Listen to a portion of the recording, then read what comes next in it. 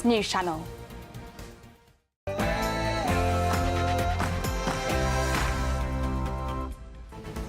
Good afternoon, Britain. It's 12 o'clock on Monday, the 15th of June. I'm Tom Harwood. And I'm Emily Carver. I can announce that the government will ban access to social media for all children under the age of 16.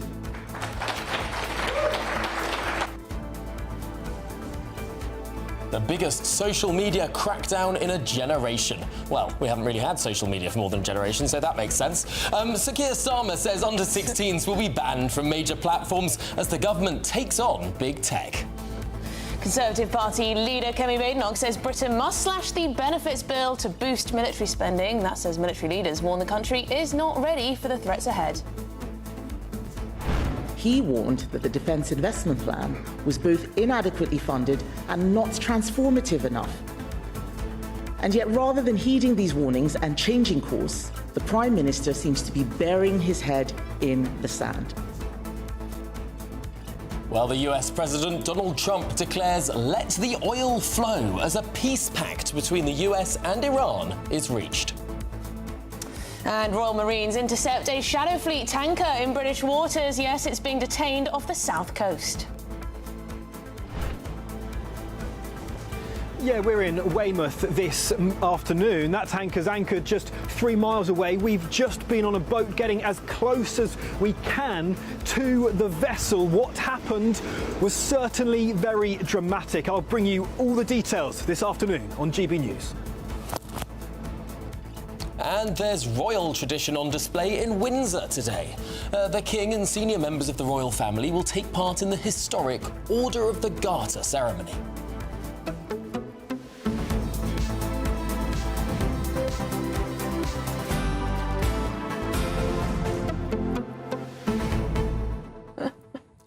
Well, what a week it is going to be in politics. The Prime Minister seems to want to be a busy man today. Oh, yes, absolutely. Got to be in all places at once, lots of meetings, lots of important summits to attend, a little bit of a social media ban while he's at it, all to distract from his position currently. Anyone would think he's a man in a hurry. A man in a lot of hurry. Last week, I was hearing on Friday, I watched a bit of the show, and you were talking about just how many resignations there have been in such a short time for the Prime Minister, everyone but himself. Yeah. Well, I mean, I don't want to mention too many things specifically because our hands are rather tied by broadcasting rules. But towards the end of this week, the Prime Minister might find himself in a slightly different position. He might find himself a bit of a lame duck for reasons that I'm sure can be intimated. Well, there are lots of people waiting to take him on, aren't there? There certainly are. If the circumstances are suitable. Well, exactly. And does that mean that actually these days now, we've seen the reintroduction of the assisted dying bill. We've seen this hasty action on social media regulation. The Prime Minister is flying off to France to go and attend the G7. It does seem like just he's very, very busy. Perhaps, very busy. Perhaps he can intimate what many other people can as well. It's because he's very, very important, Tom. It's also this interesting. assisted dying bill, I'm glad you mentioned that, actually, because I'm very angry about that. Why are they bringing it back? Why are they so adamant that this should pass through into law? Why should we make it easier for people to essentially kill themselves? Well, there's a lot of mixed opinions on that. There are. That's just my view. The country is divided pretty much down the middle on it. But yeah, it does seem like certainly the Prime Minister's in a hurry. And interesting, too, that Kemi Badenoch today did not write to the Prime Minister about how to fund defence spending, but instead wrote to every putative Labour leadership candidate for the people that might be the Prime Minister in some months' time. Oh, a little sense of humour there, perhaps. Well, maybe, or just some foresight. Anyway, get in touch. Will Keir Starmer have a big legacy? Let us know your thoughts, gbnews.com/your say. But let's get to the news headlines with Tatiana.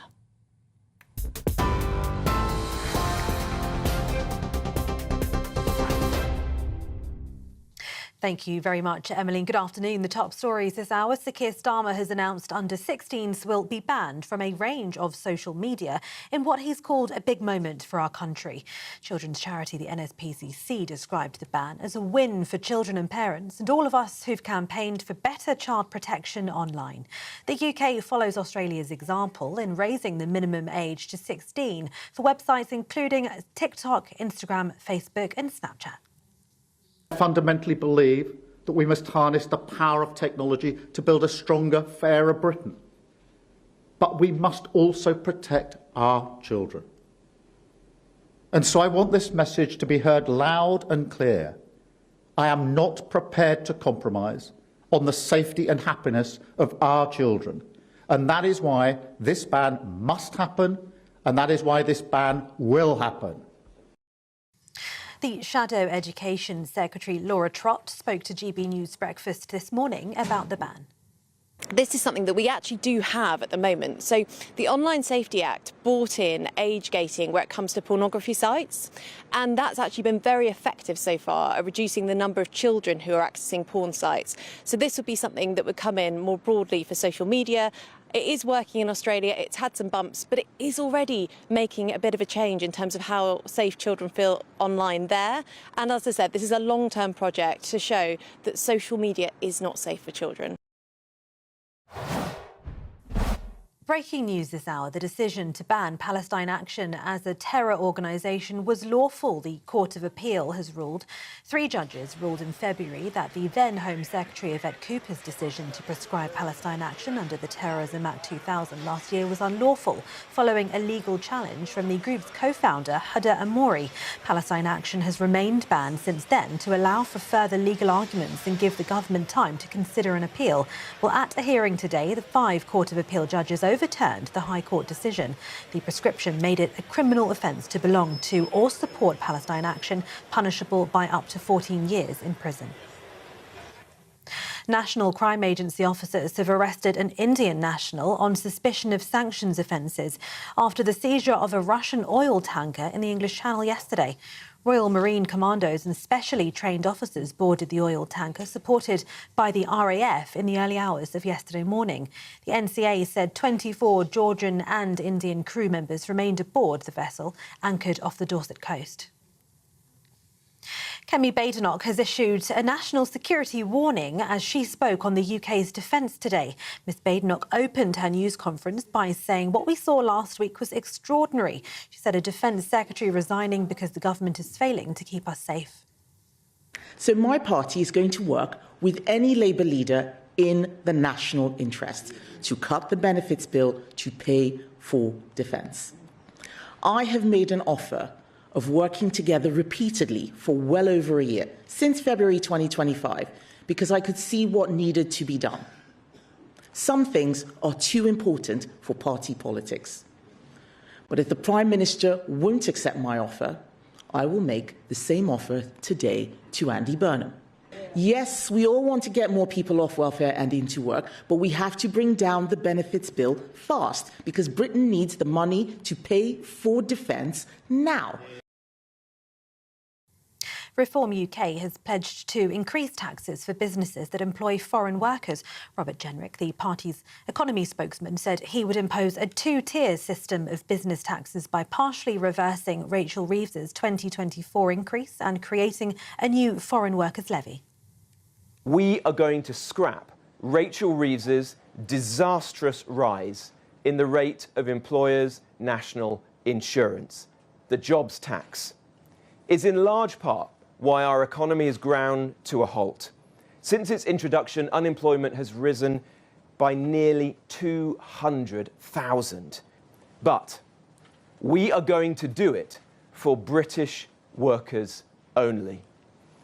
It is high time that the British government put the interests of British workers first. Finally, some sad news. Roy Hattersley, who served as deputy leader of the Labour Party under Neil Kinnock, has died at the age of 93. Prime Minister Sir Keir Starmer paid tribute to Lord Hattersley as a giant of the Labour movement. And investigative journalist Roger Cook, the reporter credited with having invented the doorstep interview technique, has died peacefully after a short illness, his family has confirmed. Those are the latest headlines. For now, here's the finance. Taking the ups and downs in our stride. Stilts Home Lifts sponsors the GBNews Finance Report. The pound will buy you $1.34 and €1.16. The price of gold, £3,229 per ounce, and the FTSE 100 is at 10,483 points. GBNews Finance Report, brought to you by Stilts Home Lifts.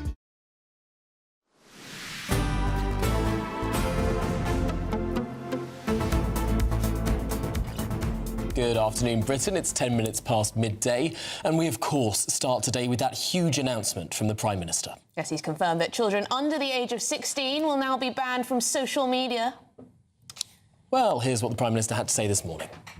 I fundamentally believe that we must harness the power of technology to build a stronger, fairer Britain. But we must also protect our children. And so I want this message to be heard loud and clear. I am not prepared to compromise on the safety and happiness of our children. And that is why this ban must happen, and that is why this ban will happen.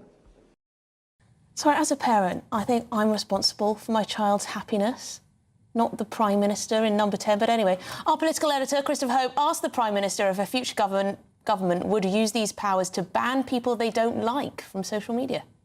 It's not about free speech, it's about basic protection of children.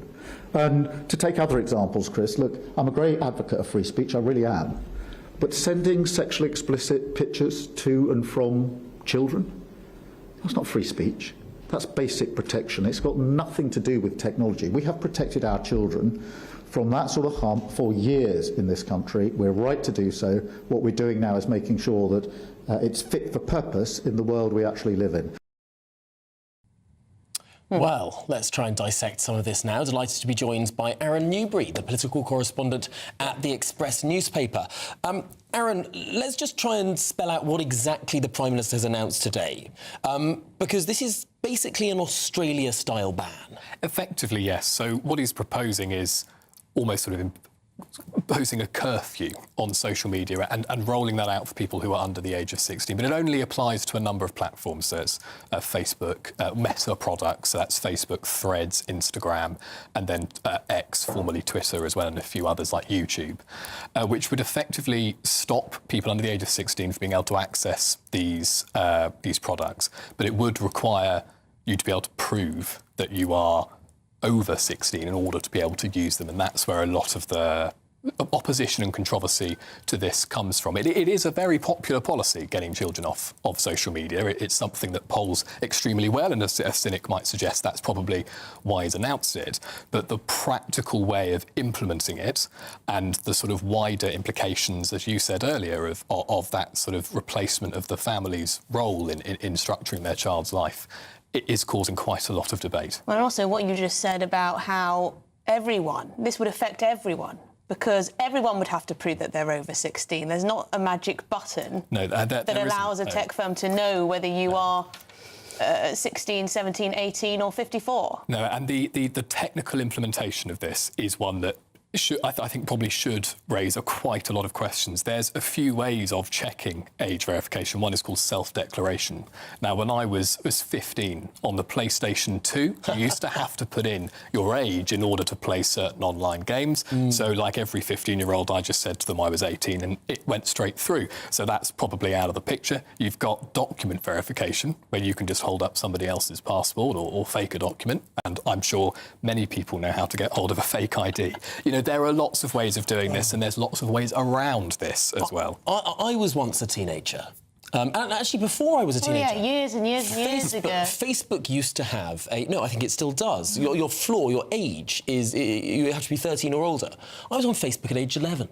And what were you doing on Facebook at 11? Everyone was. It's how you spoke to your friends. You weren't talking to any strangers. No, because I didn't accept strangers as a friend on Facebook. Because you knew boundaries. Well, but here's the thing. I mean, as a child, I photoshopped a passport to get into an under-15 cinema show. I mean, people find ways around this, and doesn't the data from Australia suggest that more than half of all children are actually getting around the ban? Yeah, it certainly does. And you've only got to look at recent bans the government have brought in. That there was an age verification for what we'll call adult content websites, which saw in one weekend nearly a 1,400% increase in what's called a VPN. So that's a bit of software you can put on your phone or a program, which basically tells your internet provider that your phone is in another country. And you would just then say your phone is in Estonia, where they have less regulations on the internet, and you can access the Estonian version of that website. So all you really did was move the traffic overseas. People were still overseas. People were still accessing this. And it will... Children and kids, they're very tech savvy. They will find a way around this ban. I think what the government is proposing is a more sort of device-led measure of enforcement. So it would be something programmed into your device that kind of comes with those age limits as well. But I would, I'm not a particularly betting man, but I would say as soon as this ban comes in, I think there will almost be a race amongst tech-savvy kids to see who can be the first to get past it. Oh, absolutely. They'll be wanting to break those rules as soon as they can. Aaron Newbury, thank you very much indeed. It's interesting that Blue Sky isn't on this list. This is this left-wing version of Twitter. I don't know how many users they have, but so if you're 15, you've been allowed to go on Blue Sky before you're then allowed to vote at 16. Convenient. But also, you're not... because there are only 10 on the list, 10 of the biggest, websites like Pinterest, where if anyone followed the Molly Russell case, the terrible case of a young British girl who committed suicide after seeing suicide content online, there used to be a lot of that came from the website Pinterest, which is not included in the ban. It does seem like it's very haphazard and frankly rushed. And YouTube, that's so good for learning things.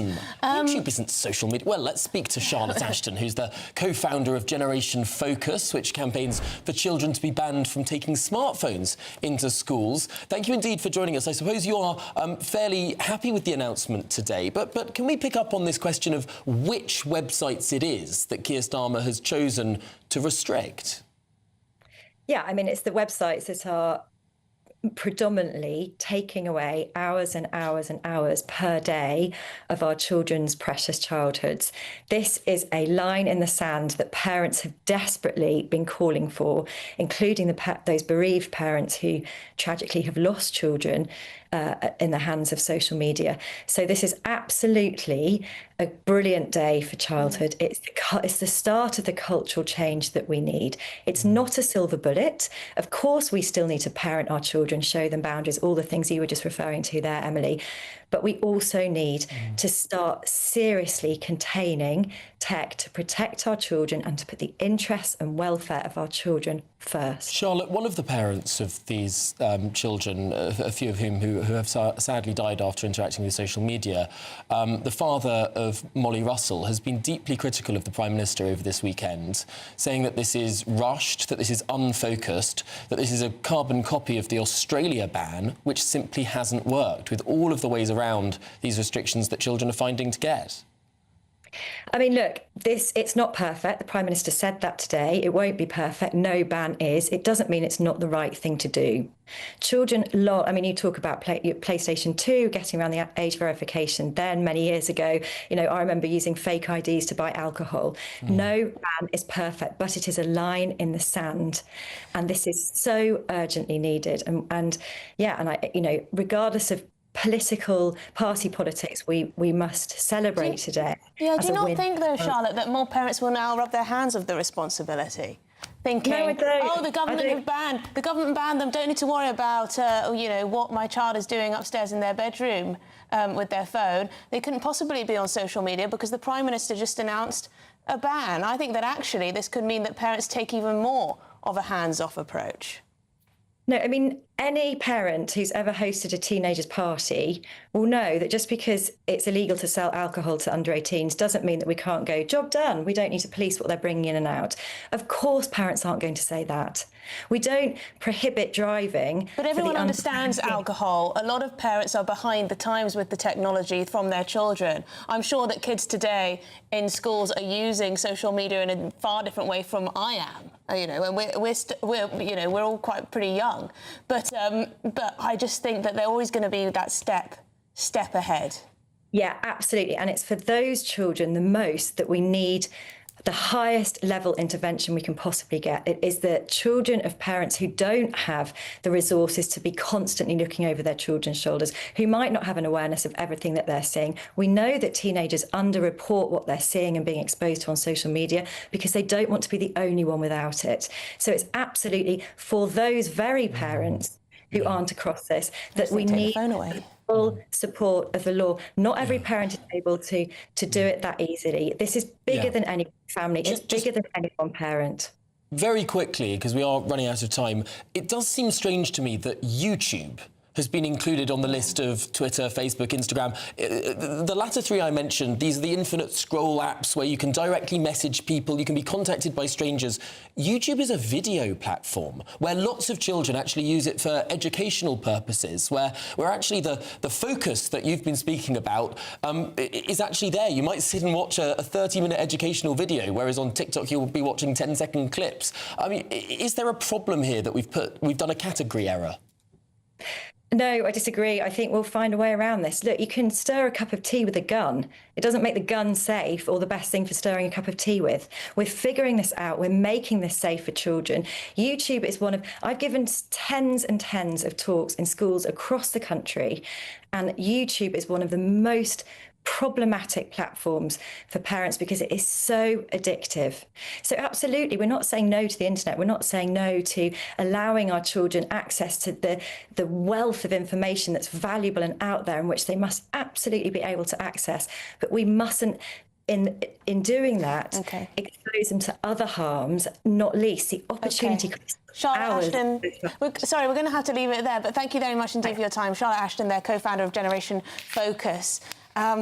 It's almost like parents think that someone else has given their child the phone, or someone else has let them stay up all night on their phone. You know, there are choices to be made here. Well, in other news, the Conservative Party leader, Kemi Badenoch, has accused Sir Keir Starmer of burying his head in the sand over defence. Yes, it's been reported today that the new Defence Secretary, Dan Jarvis, won't get any more money to spend on the military. His predecessor, John Healey, and the Armed Forces Minister, Al Khan's, of course, both quit last week over the investment plan. Well, let's speak now to the former Defence Minister, Tobias Ellwood.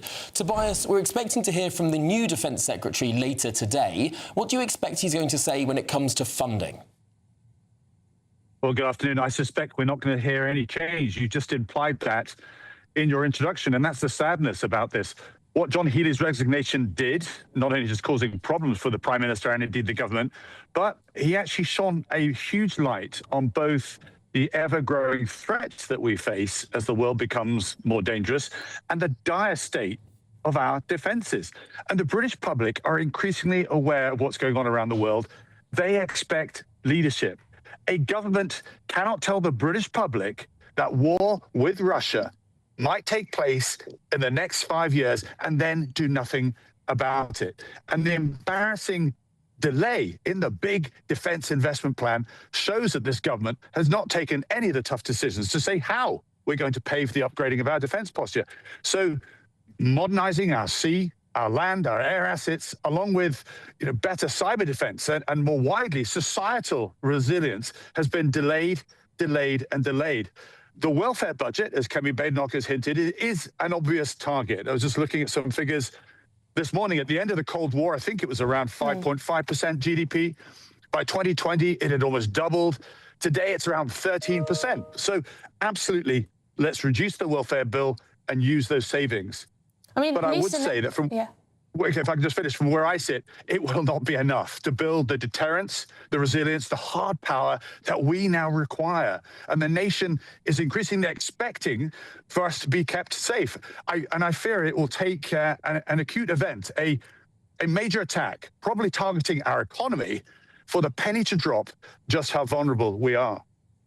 Yeah, I mean, the Labour Minister yesterday, Lisa Nandy, doing the media round, seemed to suggest that things were still very much up for review, that they were still looking around to see if they could find some more money. And then we hear today that actually that is very unlikely not to be the case, that there might be some tweaks here and there. I mean, how could they repackage this in such a way that Dan Jarvis doesn't have to stand there and repeat exactly what two ministers resigned over?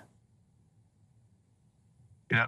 Dan Jarvis is a good man, and we wish him well. But I think he's absolutely got a hospital pass here because there is no new money. And the sadness about this is the Defence Review, this big study that took place over a year ago, spelt out exactly where the shortfalls were.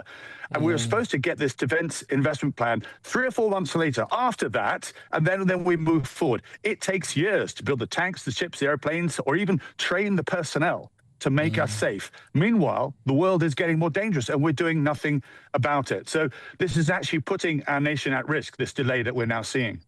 Wow, stark warning there. Well, Tobias Ellwood, thanks indeed for joining us, former Defence Minister. Well, this is Good Afternoon Britain on GB News. Lots more coming up. Is Britain facing an energy emergency? Well, a new campaign is calling for radical action, an emergency bill to cut bills and scrap net zero policies. But after the break... Dramatic operation in the English Channel has left a Russian-linked tanker under guard off the Dorset coast. Well, Godley will be live from Portland, where the vessel is now being held. Well, all of that and more to come. You with GB News, Britain's #1 news channel. Exciting news. Every Friday, my Patrick Christie's Tonight Show is going to have a twist to it. We're welcoming some special guests. You. That's right, on Fridays I'm going to be doing my show in front of a live studio audience because this show is about you and what you have to say. It's going to be the same big debates, same big topics, same big opinions. But every Friday night at 9 p.m, you are invited to come on down to Patrick Christie's Tonight to be a part of the action. Only on GB News, the People's Channel, Britain's news channel. 5 hosts, 5 opinions, 5 fearless debates, 5 unfiltered takes on the day's news. 5 reasons not to be anywhere else on Saturday night. This is the Saturday 5. You got me good there. Britain's biggest Saturday night TV show. It's not a bad brand. Yeah. Uncensored. Very, very racy tonight on the unpredictable. What did she say? Can you translate it for us? And always entertaining. And how can a country go from being led by William Wallace Saturday nights from 6 p.m. only on GB News, the People's Channel. Britain's news channel. You're going to want to stay tuned, trust me. From the school run to the home run, watch a new show for all of Britain. So he can say whatever he wants. A straight-talking show where all voices are heard.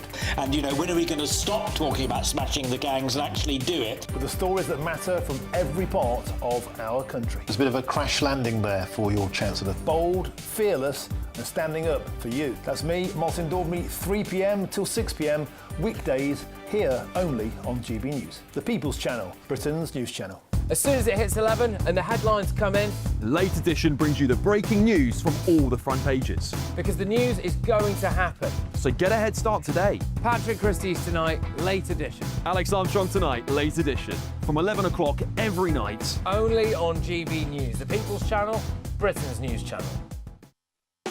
You want to know what's really going on in the corridors of power? Labour don't know what to do with you half the time, and that makes you quite lethal in the chamber. Get behind the headlines with Chopper's Political Podcast. Join me, Christopher Hope, as I sit down with the great and the good of British politics. We'll see where this ruling takes us. These are the stories shaping our nation. Chopper's Political Podcast, available now on all platforms. Listen in and stay ahead.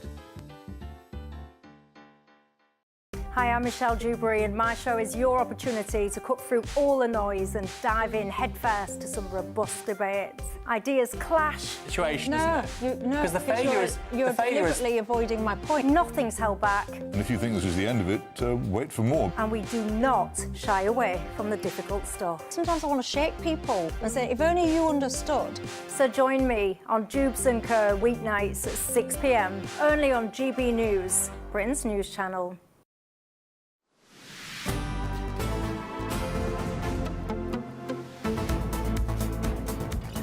Good afternoon, Britain. 28 minutes past midday is the time. And Will Godley is going to join us from Portland after a dramatic operation in the English Channel has left a Russian-linked tanker under guard off the Dorset coast. But before we get to Will, here's the very latest news headlines.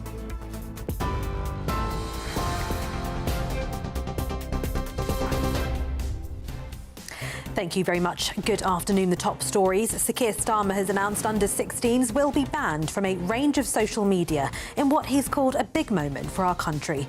The UK follows Australia's example in raising the minimum age to 16 for sites including TikTok, Instagram, Facebook and Snapchat. The decision to ban Palestine Action as a terror organisation was lawful, the Court of Appeal has ruled today. The co-founder is saying the group will take the fight against the ban to the Supreme Court. Elsewhere, British armed forces have intercepted and seized a Russian Shadow Fleet vessel in the English Channel in the first operation of its kind. Royal Marine Commandos and specially trained officers boarded the oil tanker, supported by the RAF, in the early hours of yesterday morning. And Roy Hattersley, who served as deputy leader of the Labour Party under Neil Kinnock, has died at the age of 93. Those are the latest headlines. For now, more in half an hour. Tune in to GB News Radio wherever you are. Online, on DAB digital radio, on TuneIn, on Radio Player, on Nation Player and on your smart speaker. Just say, play GB News.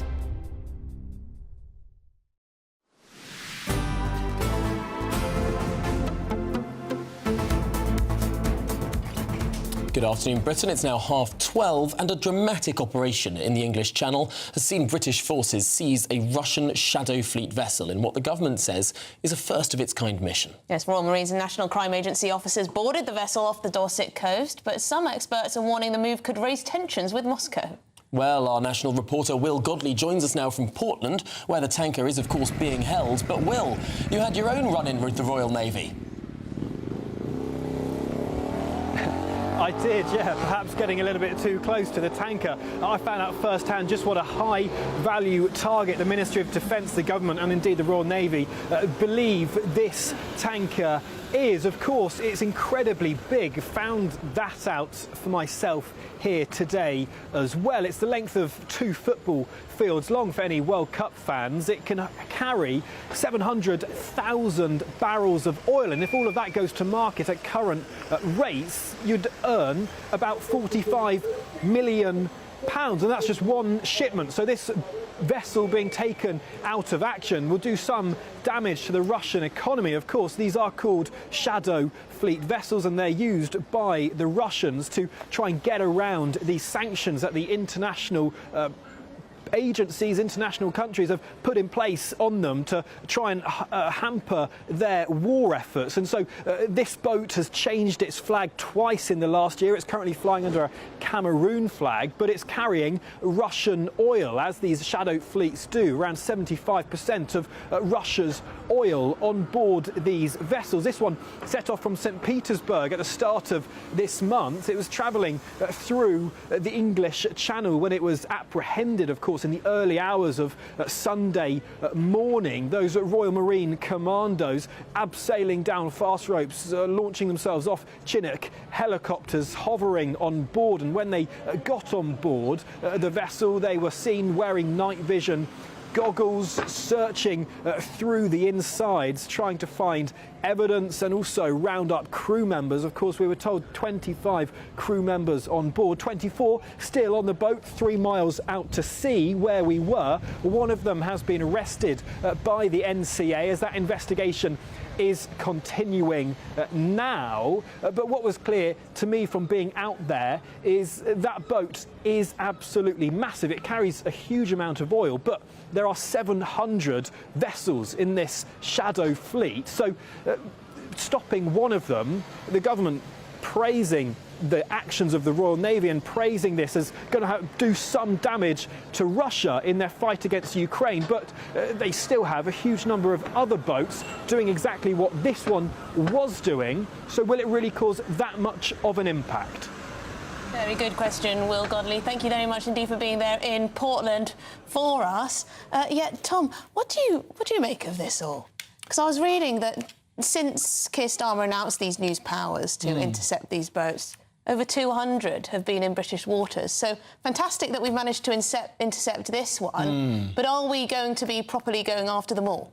Well, I should hope so, and I hope It's nothing to do with the timing. The timing, the difficulties around defence. A cynic might think, what convenient timing to suddenly have a successful British operation in the English Channel, but... with the footage for us all to watch as well. But at least it shows we can stop some boats in the English Channel. Now, we should say that Lord Hermer, the Attorney-General, who had been involved in approving this mission, said the government had made clear that we would pursue Russia's shadow fleet under the full force of international law. OK, well, stick with us because is Britain facing an energy emergency, sorry. A new campaign is calling for radical action to cut bills, boost our energy security and scrap net zero because it's driving up costs. Well, that is all in a new piece of draft legislation published today. We'll get to it after, after the next break. Yeah, you're with GB News, Britain's news channel. Hello, good morning. Welcome to your latest GB News weather update brought to you from the Met Office. A warm and humid day to come, hazier sunshine than the weekend and a risk of rain and some thunderstorms for more northern areas. We've got high pressure generally dominating our weather through today, bringing many of us a dry day. But there's a weather front approaching from the south and west that will bring increasing cloud and some outbreaks of rain to parts of Northern Ireland throughout this afternoon, later on into parts of Scotland. And where this rain extends into parts of England and Wales, we could see a few thunderstorms, particularly across southeastern England later on today. But for most of us, it's going to be a dry day, but more cloud around than over the weekend. Still quite warm, though, with temperatures climbing to the mid-20s across the south coast, particularly across the southeast. This area of rain pushes further northwards through this evening into parts of southwestern Scotland for the evening. Further north, it should remain dry for the first part of the evening, but rain will arrive later on. Quite a cloudy picture for parts of Northern Ireland. It will be quite murky this evening for these areas, particularly at the coast and over high ground. Similar story for the Lake District. Wales seeing quite a lot of cloud, as well as southwest England, where the rain will increase. It's not looking too heavy across more southern areas, but it's going to bring quite a lot of mist and murk around through this evening. So a fairly cloudy picture for much of the UK overnight. Those skies do turn a little bit clearer across parts of Northern Ireland and the far southwest by Tuesday morning. So it is going to be a mild night, much milder than it was last night, with increasing cloud cover and that mild and humid air with us. Another relatively humid day to come on Tuesday, a little bit more unsettled with more in the way of rain, particularly into the afternoon. It's going to be quite a cloudy day for more northern areas. Some sunshine breaking out across the south coast, particularly across the southeast later on in the day, where temperatures are likely to climb to 27 degrees. Elsewhere in the low 20s. Bye-bye. Thank you, Britain, for making GB News Radio such a huge success. Whether you're in the car, on the go, or listening at home, thank you for choosing us as your radio station. Good afternoon. This is the latest AI travel news from GBnews.com. One lane is closed on the A449 northbound between Usk and Raglan due to an incident. The M11 northbound exit slip at Junction 7 in Essex is partially shut by a broken-down vehicle. A serious accident on the A34 northbound between the M3 and A303 junctions has closed all lanes in Hampshire. The M53 southbound entry slip at Junction 4 in Wirral has lane closures for a police incident until mid-afternoon. And on the trains, there is disruption on the Elizabeth line and Great Western Railway between London Paddington, Heathrow Terminal 5 and Reading. For more travel news, go to gbnews.com.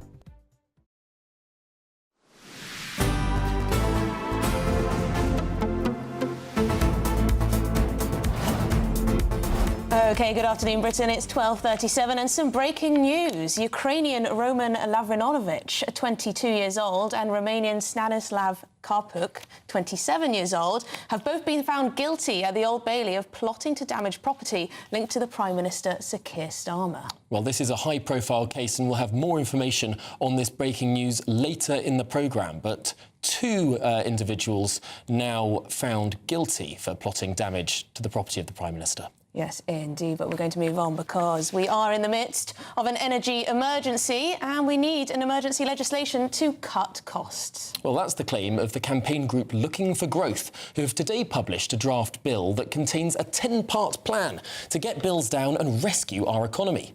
And we're delighted to be joined now in the studio by the man leading the charge.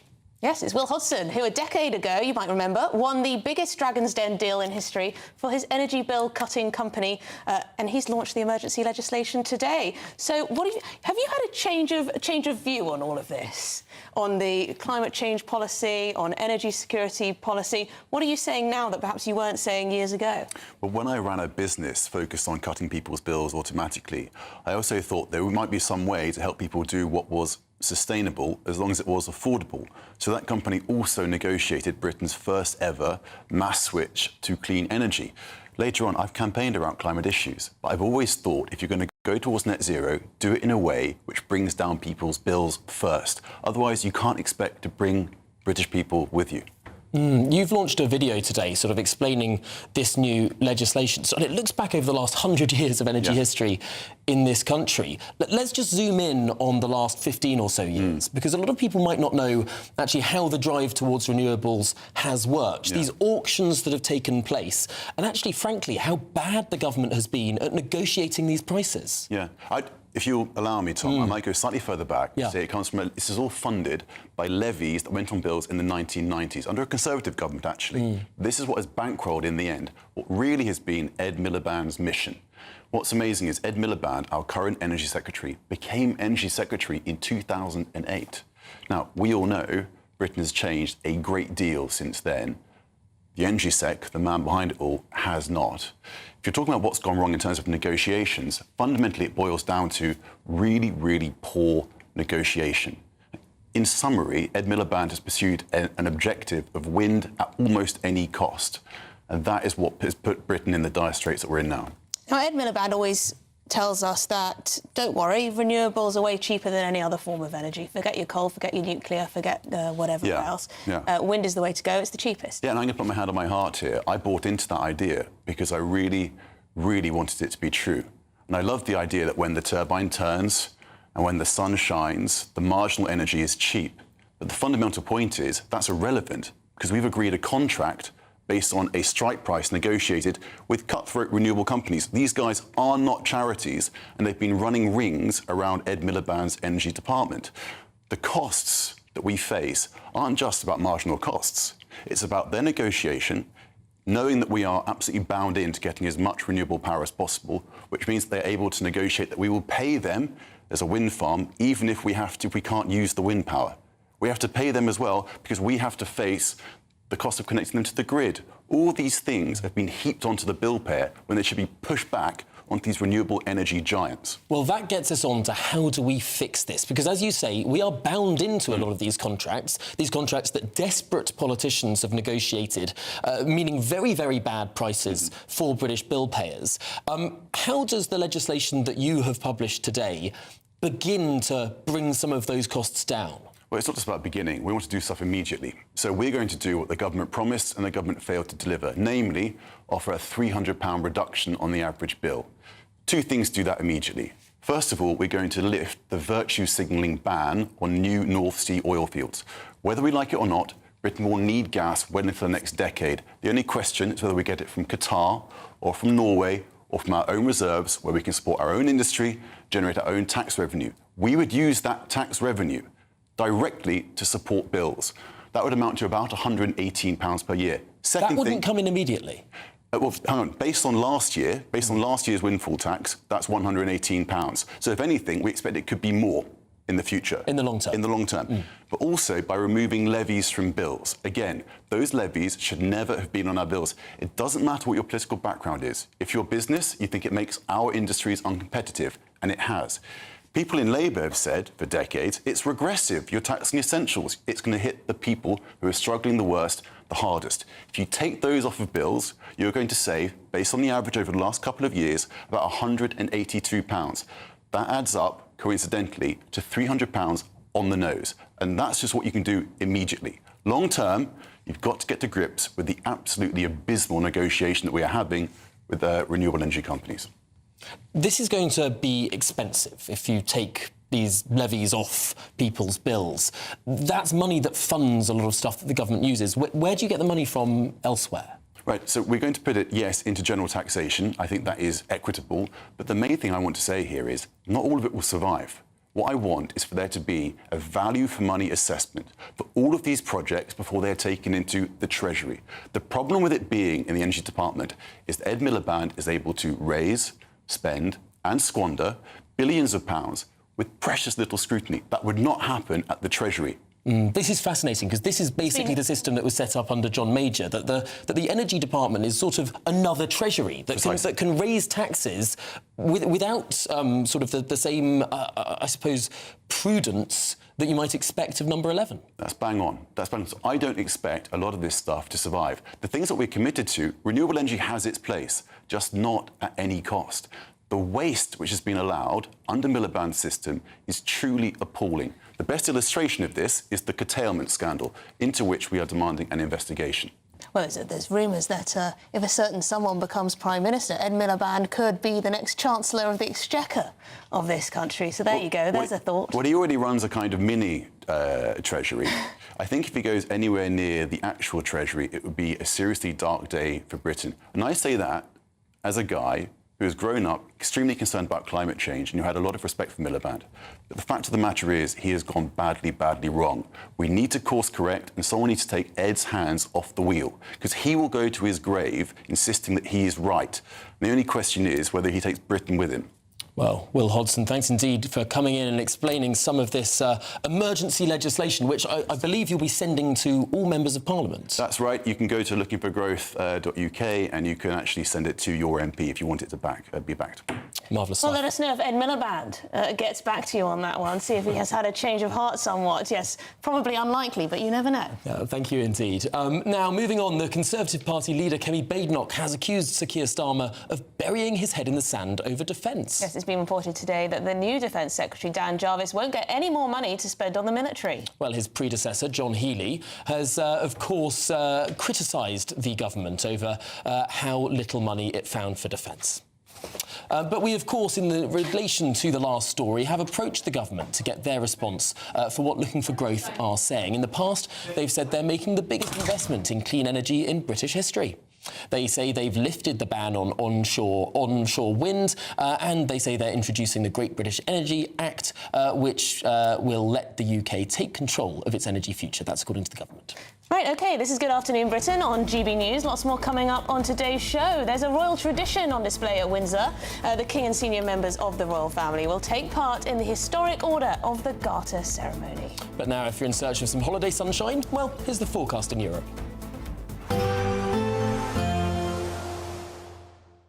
Ready to soak up that holiday sunshine? Won't we need some cover? No worries. All sorted. All Clear Travel Insurance sponsors GB News Travel Destinations Forecast. Hello there. Occasional showers in places, but actually we've got high pressure building across Europe, so many areas will be mostly settled. We'll see some bits of cloud around coastal areas at times. This should burn back quite nicely through the course of Tuesday.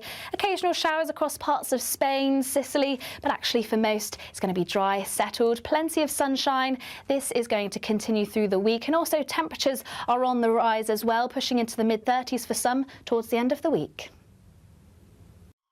All Clear Travel Insurance sponsors GB News Travel Destinations Forecast. GB News Breakfast. Every day from 6 a.m.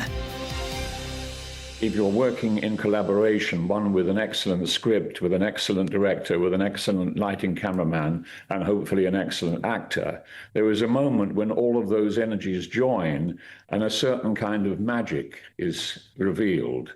And one can see that in so many great performances that one can see on films that, of course, are not AI generated. I mean, I ask myself the question, could an AI generated film be as good as Apocalypse Now or The Godfather? It's so funny that you mentioned that, because I had a call with the producer of The Godfather just 2 days ago about how we can work together using AI.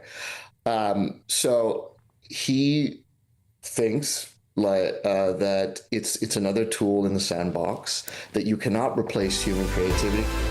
The People's Channel. This is GB News, Britain's news channel. baking award-winning biscuits. Sawley Kitchen handcraft a variety of shortbreads, cookies and ginger thins. And the North Yorkshire Bakery is celebrating National Biscuit Day.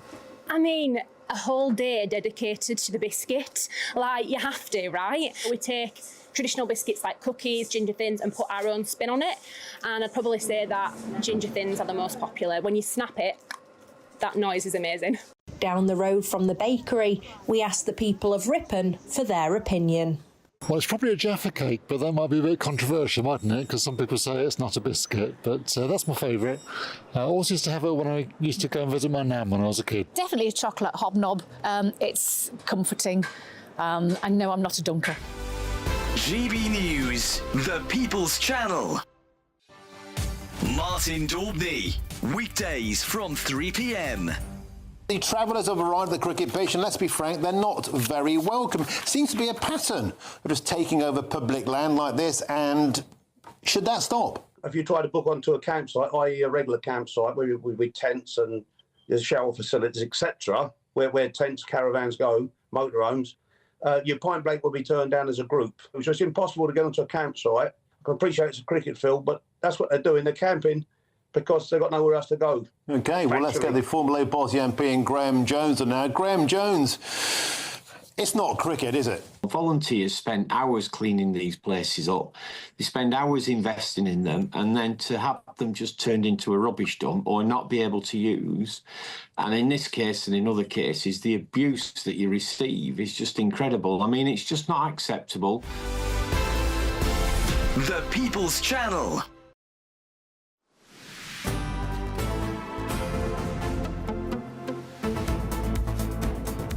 OK, welcome back. It's 12:15. Now, one of Britain's oldest royal traditions takes centre stage today. The King, the Queen and senior members of the royal family are attending the annual Order of the Garter service at Windsor Castle. Well, it's a day of pageantry, history, symbolism and, of course, celebrating service and achievement at the highest level. Well, should we go to Windsor and speak to GB News royal correspondent Cameron Walker, who's there, hobnobbing, I assume. Cameron, who's there today? Well, Emily and Tom, we are expecting clearly senior members of the royal family, including the King and the Queen, as well as the 24-odd knight companions who will be processing down with the royal family from the upper ward of Windsor Castle, which is quite far to my left here. They're currently in the Garter throne room celebrating, and then they'll process down to the lower ward of Windsor Castle to St George's Chapel for the annual Garter Day service. Now, the Order of the Garter is the oldest and most noble order of chivalry in Britain, dates back around 700 years to the time of King Edward III. He was inspired by the legends of King Arthur and the Knights of the Round Table, and it's kind of stuck ever since. Those appointed to the Order of the Garter are personally appointed by the sovereign, so there's no government involvement here, and the current Knights of the Garter include people such as John Major, former Prime Minister, Tony Blair, former Prime Minister, but also a composer such as Andrew Lloyd Webber. 3 new Knights this year: the Lord Hennessy of Nymphsfield, the historian, Lord O'Donnell, who is the former head of the civil service, and Lord Burnett of Malden, who's the former Lord Chief Justice. However, the elephant in the room is Andrew Mountbatten Windsor, because this is the first year where he has not been a Knight of the Garter. King Charles officially stripped him of that role and title back in December 2025, along with everything else. So over the last few years, he has been kind of banished to the behind-the-scenes part of Garter Day, so we haven't seen him process down with the others for a number of years now. Nonetheless, this really is kind of the final nail in the coffin in terms of him being a Knight of the Garter. The other slight issue which may cause a bit of an issue is protesters. Now, back when the Garter Day ticket ballot was released by Buckingham Palace a good 6-7 months ago now, because of course members of the public can apply for tickets through a ballot, free tickets, to go inside the castle to watch them process. Republic, the anti-monarchy protest group, did actually ask their followers to apply for those tickets. Now, clearly that could potentially be a security issue. We're not quite sure if any of them have managed to get through, but perhaps something to watch out for in a couple of hours' time when we show you the live footage from inside the lower ward of Windsor Castle. But for the royal family, clearly they'll take it in their stride with their big top hats and their plumes of feathers and their beautiful velvet cloaks, keeping up with traditions, of course, a big royal family tradition at the very start of the royal summer season. And then, of course, we'll see the majority of the royal family at Ascot for the rest of the week too. Splendid seeing these images as you've been speaking, Cameron. It does show the sort of rich history of these isles, but also it is fascinating the different orders of knighthood, for want of a better phrase. I mean, it's quite fun, I suppose, to know that Sir Keir Starmer and Sir Tony Blair aren't on the same level. Blair has a better knighthood than Keir. I wonder if that would. Yes. I like a hierarchy. Cameron, thank you very much indeed. We'll come back to you a bit later, I'm sure. That's our royal correspondent there in Windsor. And yes, I believe he'll be off to Ascot soon.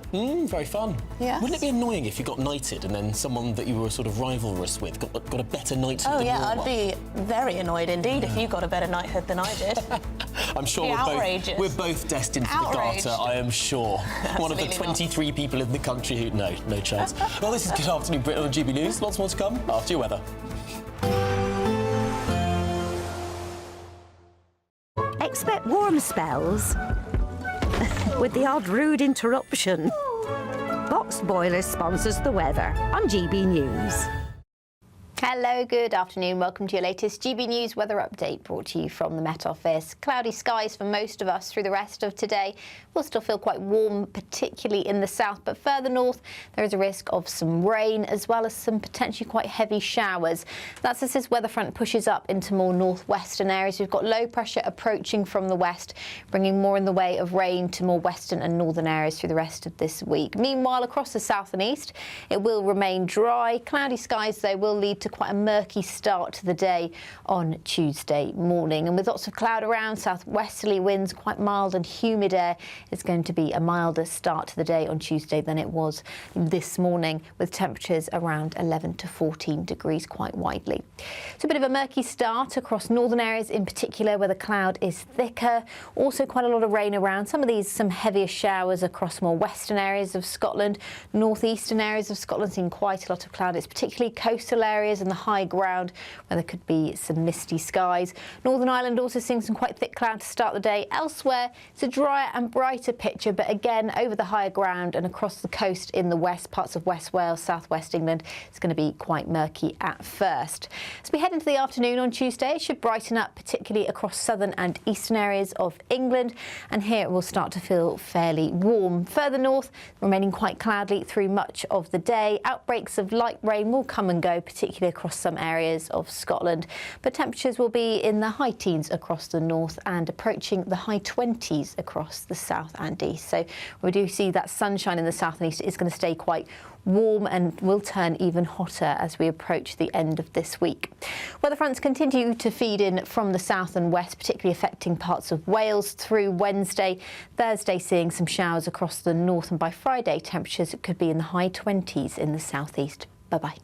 Expect warm spells with the odd rude interruption. Boxed Boilers sponsors the weather on GB News. There's just 2 weeks left to grab a chance to live the summer of your dreams. With a totally tax-free £76,543.21 in tax-free cash to be won.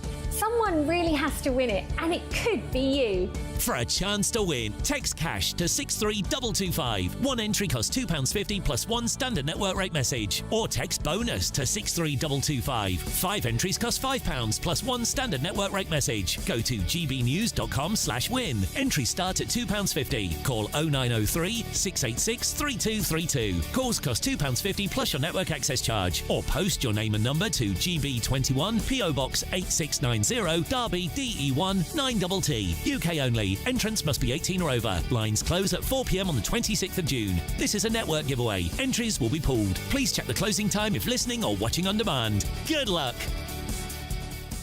Bold. They are under no illusion. Ray. Are you a human trafficker? Boundless. I've had enough of the nonsense, and I'm not afraid to say it. Don't get this on the BBC. Every weeknight, I tear through the headlines. The smell of gasoline. Should we be worried about it? From Westminster madness to cultural war chaos. What we're going to do now is they are throwing things out the car as we speak. Get ready, Britain. Here we go. Patrick Christie tonight, weeknights from 9 p.m. only on GB News, Britain's news channel.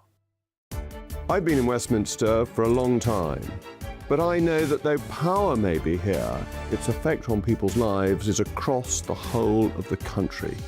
We may be where rules are made, but it's where they're implemented that matters.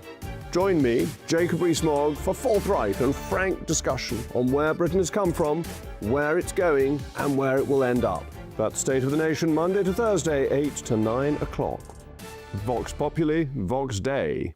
From court mornings to warm family brunches, from football to tennis in the car, in the kitchen. GB News Breakfast is there with the stories you need and the conversations that matter. Anyway, let's talk business. Well, it has been a historic night in British politics. It's astonishing, isn't it? We're here again. To start your day just right. GB News Breakfast. Every morning from 6 a.m. Only on GB News. Britain's news channel. You want to know what's really going on in the corridors of power? Labour don't know what to do with you half the time, and that makes you quite lethal in the chamber. Get behind the headlines with Chopper's Political Podcast. Join me, Christopher Hope, as I sit down with the great and the good of British politics. We'll see where this ruling takes us. These are the stories shaping our nation. Chopper's Political Podcast, available now on all platforms. Listen in and stay ahead.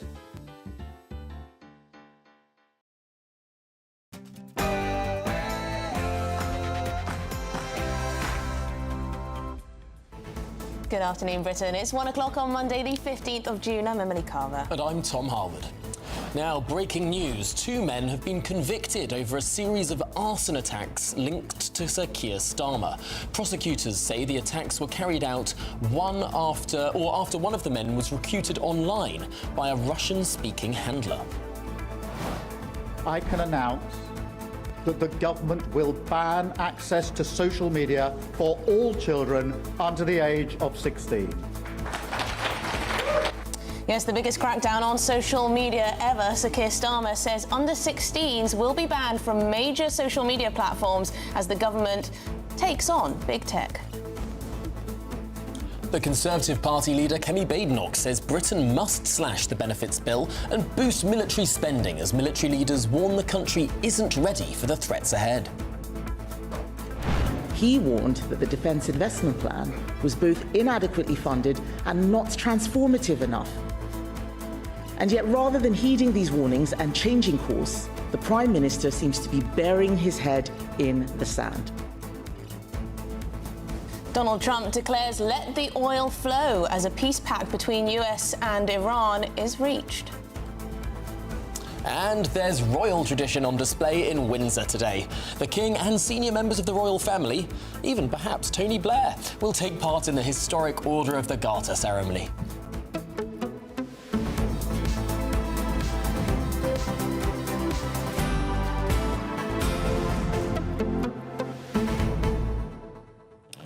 Well, we're going to be getting some more information about those individuals who were seemingly hired to commit arson attacks against the Prime Minister. There's been a lot of interest about this online. There's been a limited amount that we can say due to warnings about contempt of court, the normal restrictions that you'd expect around a live active trial. But now that 2 individuals have been convicted, we should be able to say a lot more. Yes, and all this is happening as Sir Keir Starmer heads off to the G7 summit, so he won't be in the country. He'll be dealing with global leaders, including Donald Trump, who apparently has a lot to say about his handling of immigration, will probably likely push back on this social media plan and other plans to try and restrict what's on the internet that the tech secretary announced a few days ago. So there's a lot going on. A lot going on. And it's interesting that indeed it was a Russian handler, so says the court, that hired these men, or indeed rented these boys, however you want to say it, that led to this conviction.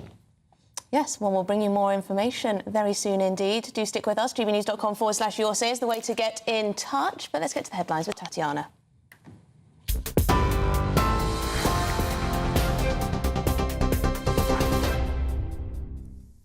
Emily, thank you and good afternoon. The top stories at Breaking News. 2 men have been found guilty of conspiring to carry out arson attacks on property and a car connected to Prime Minister Sir Keir Starmer.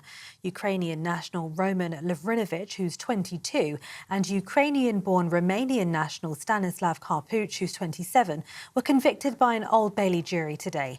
A third man, 35-year-old Petro Pochinok, was found not guilty of conspiracy to commit arson. In May last year, a Toyota once owned by Sir Keir was set alight in a street in Kentish Town in North London. Days later, 2 homes were set ablaze, including one rented out to the Prime Minister's sister-in-law, which he still owned. The prosecution told the court Lovrinovich carried out the arson attacks after being recruited online by Russian-speaking Telegram user El Money, who promised him payment. Sir Keir Starmer has announced under-16s will be banned from a range of social media in what he's called a big moment for our country. Children's charity, the NSPCC, described the ban as a win for children and parents and all of us who've campaigned for better child protection online. The UK follows Australia's example in raising the minimum age to 16 for sites including TikTok, Instagram, Facebook and Snapchat. I fundamentally believe that we must harness the power of technology to build a stronger, fairer Britain. But we must also protect our children. And so I want this message to be heard loud and clear. I am not prepared to compromise on the safety and happiness of our children. And that is why this ban must happen, and that is why this ban will happen. The decision to ban Palestine Action as a terror organisation was lawful, the Court of Appeal has today ruled. 3 judges ruled in February that the then Home Secretary Yvette Cooper's decision to prescribe Palestine Action under the Terrorism Act 2000 last year was unlawful, following a legal challenge from the group's co-founder Huda Amouri. Palestine Action has remained banned since then to allow for further legal arguments and give the government time to consider an appeal. At a hearing today, 5 Court of Appeal judges overturned the High Court decision. The prescription made it a criminal offence to belong to or support Palestine Action, punishable by up to 14 years in prison. Elsewhere, maritime security sources have condemned what they call reckless criminal gangs who sent hundreds of illegal migrants on a dangerous 22-hour channel crossing overnight. The migrant arrivals are the first illegal crossings in more than a fortnight after windy conditions in the English Channel subsided on Sunday. At 7 a.m. yesterday, 3 migrant boats were launched from beaches around the Dieppe area. They eventually made it to UK waters early this morning, and more than 160 illegal migrants were picked up and taken to Dover Harbour. In the hours that followed, another 150 have arrived at the Kent port. GB News can reveal that by 9 a.m, another 4 migrant boats have also been launched from the Dieppe area and are making the long journey towards UK waters. If all boats make it, it will take the number of illegal immigrant arrivals today to more than 500. Elsewhere, Kemi Badenoch has issued a national security warning as she spoke on the UK's defence today. Ms Badenoch opened her news conference by saying what we saw last week was extraordinary, a Defence Secretary resigning because the government is failing to keep us safe. So my party is going to work with any Labour leader in the national interest to cut the benefits bill to pay for defence. I have made an offer of working together repeatedly for well over a year, since February 2025, because I could see what needed to be done. Some things are too important for party politics. But if the Prime Minister won't accept my offer, I will make the same offer today to Andy Burnham. Yes, we all want to get more people off welfare and into work, but we have to bring down the benefits bill fast, because Britain needs the money to pay for defence now. Reform UK has pledged to increase taxes for businesses that employ foreign workers. Robert Jenrick, the party's economy spokesman, said he'd impose a 2-tier system of business taxes by partially reversing Rachel Reeves's 2024 increase and creating a new foreign workers levy. We are going to scrap Rachel Reeves's disastrous rise in the rate of employers' national insurance. The jobs tax is in large part why our economy has ground to a halt. Since its introduction, unemployment has risen by nearly 200,000. But we are going to do it for British workers only.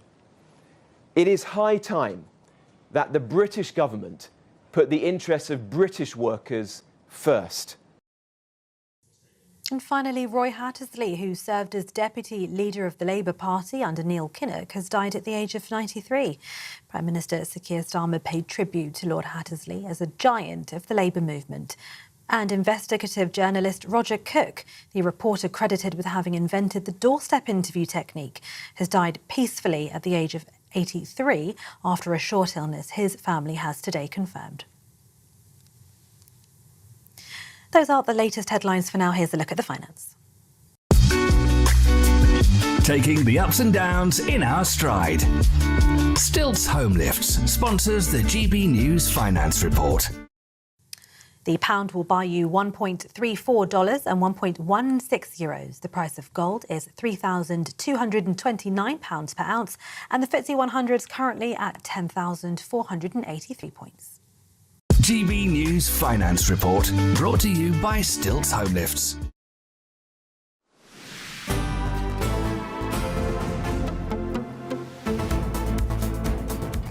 OK, good afternoon, Britain. It's 9 minutes past 1. Now, we are going to get some reaction to that news that 2 Ukrainian men have been found guilty of plotting to firebomb a property linked to Sir Keir Starmer. But first, the Conservative leader has renewed her attack on Sir Keir Starmer over defence spending, arguing that if former Defence Secretary John Healey said the military needs more funding, the Prime Minister should listen.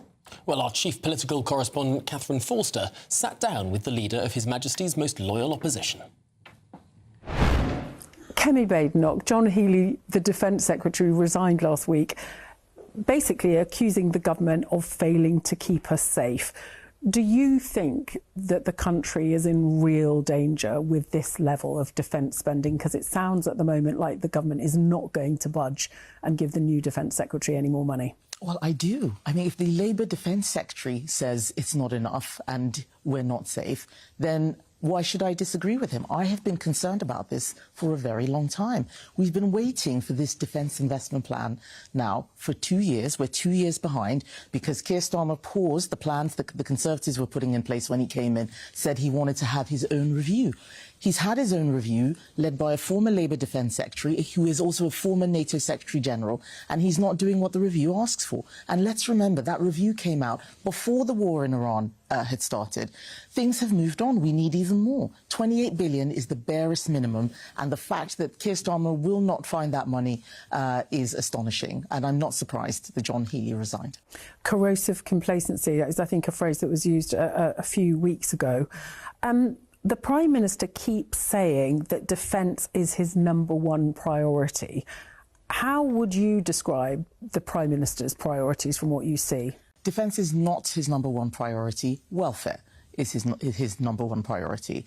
They're not the Labour Party anymore. They are the Welfare Party. You look at the text messages that the Welfare Secretary sent to Peter Mandelson, which have since been exposed. He said Labour are always asking who can we tax to pay for benefits.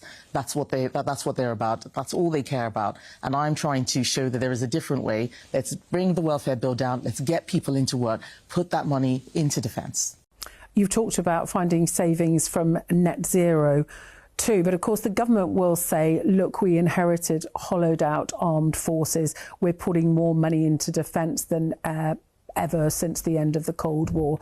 Do you give them any credit for that? They're making excuses. Defence spending started going down in 1989, when I was 9 years old. We need to start thinking about what we are going to do now. Successive governments of all colours, Labour, Liberal Democrats, Conservative, we all thought that we were living in an era of peace. It is quite clear that that era is over. The peace dividend from the Cold War has been spent. Defence spending started going up in 2022 under Boris Johnson, when the war in Ukraine started. When I came into Cabinet, it went even further. Yes, it is good that Keir Starmer wants to increase defence spending, but it is not enough to talk about it. He actually has to do it, and he has to put enough into it. It's no good putting in an amount that even his own people, his own ministers say, this is so bad we're resigning. If the Labour defence ministers won't support the Labour government, then nobody else should.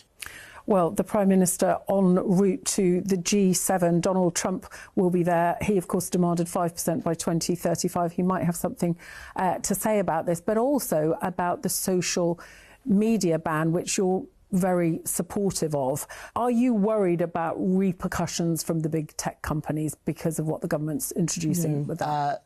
Social media is for adults, not for children. These platforms are designed to be addictive, and it is not for social media companies to be profiting off our children's anxiety and mental health. So I've been campaigning for a ban on social media for under 16s. Keir Starmer said no initially, but because Conservatives put down amendments, which have now gone into law, he has had to backtrack. So I'm glad he's doing it, but he was forced into it. It wasn't something that he wanted to do. He's done it in a way that's not perfect. I'm not going to let the perfect be the enemy of the good. Let's at least start here and see where we get to. There will be some people who will see it as government interference, the nanny state, worry about free speech. What do you say to those people? The ban is not for adults. It is for children. Children are not adults. They don't have the same rights. Social media is for adults, not for children. Yes, we are going to restrict children on social media, not adults. So they don't need to be worried. And just finally, the government are saying that they're going to give 16-year-olds the right to vote, but they're now going to stop kids up until they're 16 accessing social media, and there will be some limits on 16 and 17-year-olds. Given people get so much of their news from social media now, how's that going to work? Well, I think that this is yet another example of Labour not having a plan and getting into a muddle. Why are they introducing votes at 16, 17? It was because they thought that 16 and 17-year-olds would be more likely to vote Labour. Now, it's not clear that that is the case, and they are too scared to backtrack. They've now brought in a ban for social media for under 16s, curfews for 16s and 17-year-olds. They don't know what they're doing. They don't know what they're doing. You look at the things that they want to push. Assisted suicide. One MP wants a summer of sex. Cycling, spending £4.5 billion on more cycling. This is not what a serious government does. It's like a student union has taken over the government, a Labour student union at that. They need to think carefully about what it is they're trying to do. I don't understand how votes at 16 and 17 solve the problems that people have today. It would be much better for Labour to try and get those young people some jobs, because right now youth unemployment is rising. It's at its highest ever, and that's because of the taxes that Labour has put on businesses. Kemi Badenoch, thank you very much for talking to us today on GBNews. Thank you. That was Kemi Badenoch speaking to our chief political correspondent. An interesting list there of, I suppose, what she sees as the priorities of this government. I wonder how much they match the priorities of the British people. Well, we'll let our viewers decide. In other news, 2 men have been found guilty of carrying out a string of arson attacks on a car and properties linked to the Prime Minister. Well, Ukrainian's Romanian Stanislav Kapuik, 27, he's on the left, and Romanian Lavronovich, 22, he's on the right, acted on the orders of a Russian-speaking telegram contact that was labelled L Money, the Old Bailey heard. Yes, the Telegram is a sort of communications messaging app. A Toyota RAV4, which once belonged to the Prime Minister, was set alight in Kentish Town, North London, in the early hours of 8th of May. That was last year. Well, the head of counter-terrorism policing said, "We've got nothing to indicate that it came from a state threat.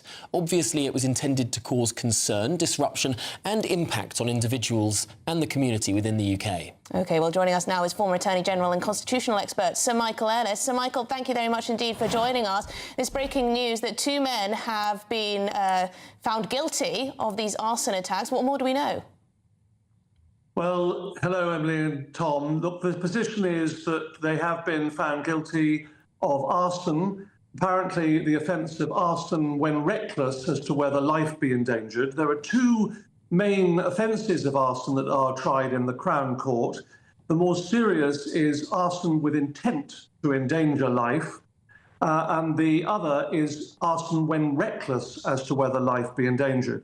And here, these individuals have been convicted of conspiracy to commit arson. And the position is that their sentence will no doubt follow in the next few weeks. There's usually a pre-sentence report before these individuals will be sentenced. The court heard evidence about attacks on a car that used to belong to the Prime Minister and various other properties. And as you were saying, the evidence of an apparently Russian-speaking person, an anonymous person, who was communicating via the app known as Telegram. So what the court apparently heard was that it wasn't relevant, that particular aspect, to the deliberation of guilt or innocence as to motivation. But these two now have been convicted of what is actually quite a serious criminal offence. Now, a lot of people have been asking us to report on this story for a very long time. Could you explain, just for the benefit of those who might not know, some of the very tight legal restrictions we have in this country around reporting on cases before they're actually decided? Yes, Tom, the position is that of top importance, really, under the Contempt of Court Act 1981, it's an old piece of legislation, but it's very relevant, which is that it's crucially important that irrelevant material is not put before a jury who are being asked to consider verdicts. And therefore, nothing must be done by anyone outside of the court that might interfere with the proper administration of justice, because that is of paramount importance. So media, and for that matter, even in Parliament, where the restrictions don't legally apply, they procedurally apply under what's known as the sub judice rule.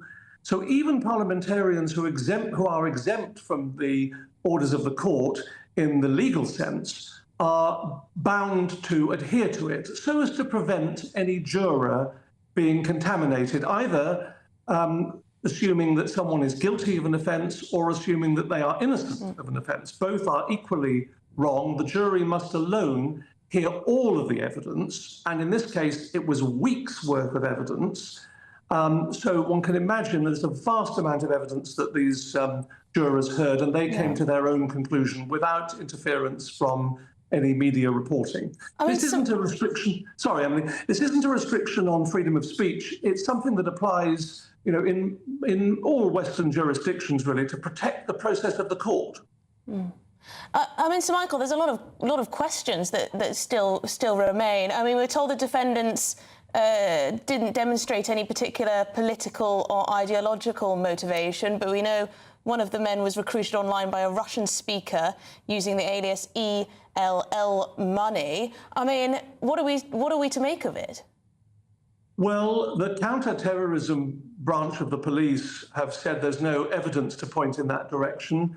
People will have to draw their own conclusions about the origins here. What was important to the judge in this case is that it wasn't strictly relevant to whether the individuals in front of the court were guilty or not guilty. And so, but do we not need to know if property of the Prime Minister is being targeted in arson attacks? Do not the British public deserve to know whether there's an ideological motivation potentially from a hostile state, Sir Michael? Well, if that information is available, then yes, of course. But where it isn't, where the authorities don't know, for example, I'm speculating here, it isn't necessary when deciding the guilt or innocence of individuals who are in front of the court. All one needs to establish is whether they have been found guilty of each of the elements of an offence known to law, not necessarily what their motivation is. Now, I agree that from the point of view of the public interest and from the point of view of ideally knowing if there are foreign state actors involved in cases like this, then yes, of course, there's a strong public interest.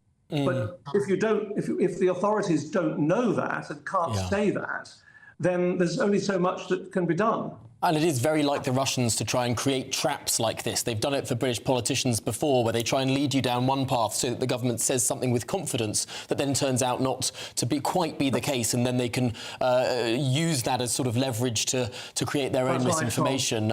So, Michael, I'm afraid that's all we've got time for, but thank you very much indeed for explaining this breaking news there, just as it's happening. Those two individuals now found guilty. Yes, hopefully we'll find out a little more about the motivation there from this L Money. Anyway, Sir Keir Starmer has announced a ban on children under the age of 16 using social media, at least some platforms. He says online platforms make children unhappy and can harm mental health. Well, let's cross live now to Sydney and speak with the journalist and author Adrian Falk. Adrian, there has now been a social media ban for under 16s in Australia for some time. How's it working out? Good afternoon, Emily and Tom, and thank you so much for having me. Yes, it's been 6 months here now in Australia since the Australian government were the first to conduct this social media experiment, having under 16-year-olds banned across social media platforms. And soon as the UK is going to find out, banning social media for teenagers is the easy part. It's going to be enforcing it that's going to be the challenge. Yeah. With a recent study from the E-Commissioner here in Australia has found that more than 2/3 of teenagers are still accessing social media platforms. In fact, ironically, one social media platform called Lemonade, which is owned by ByteDance, which owns TikTok, many kids have migrated to because it avoids the ban.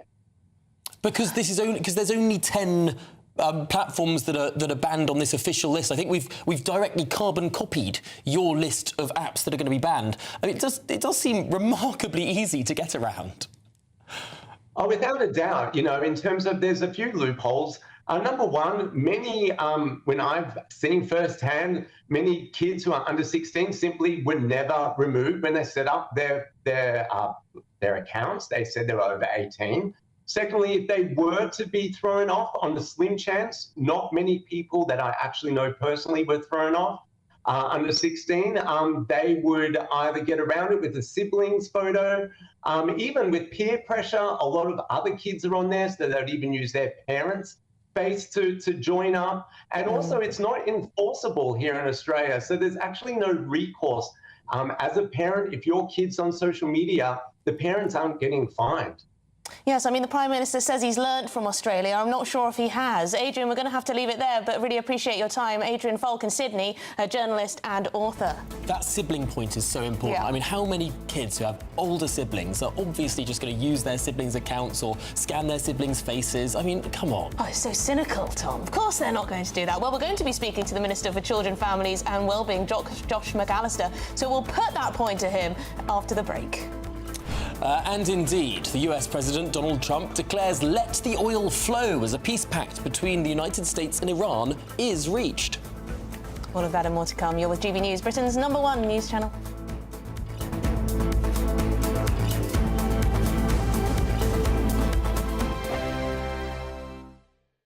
Exciting news. Every Friday, my Patrick Christie's Tonight Show is going to have a twist to it. We're welcoming some special guests. You. That's right, on Fridays I'm going to be doing my show in front of a live studio audience because this show is about you and what you have to say. It's going to be the same big debates, same big topics, same big opinions, but every Friday night at 9 p.m. you are invited to come on down to Patrick Christie's Tonight to be a part of the action. Only on GB News, the People's Channel, Britain's news channel.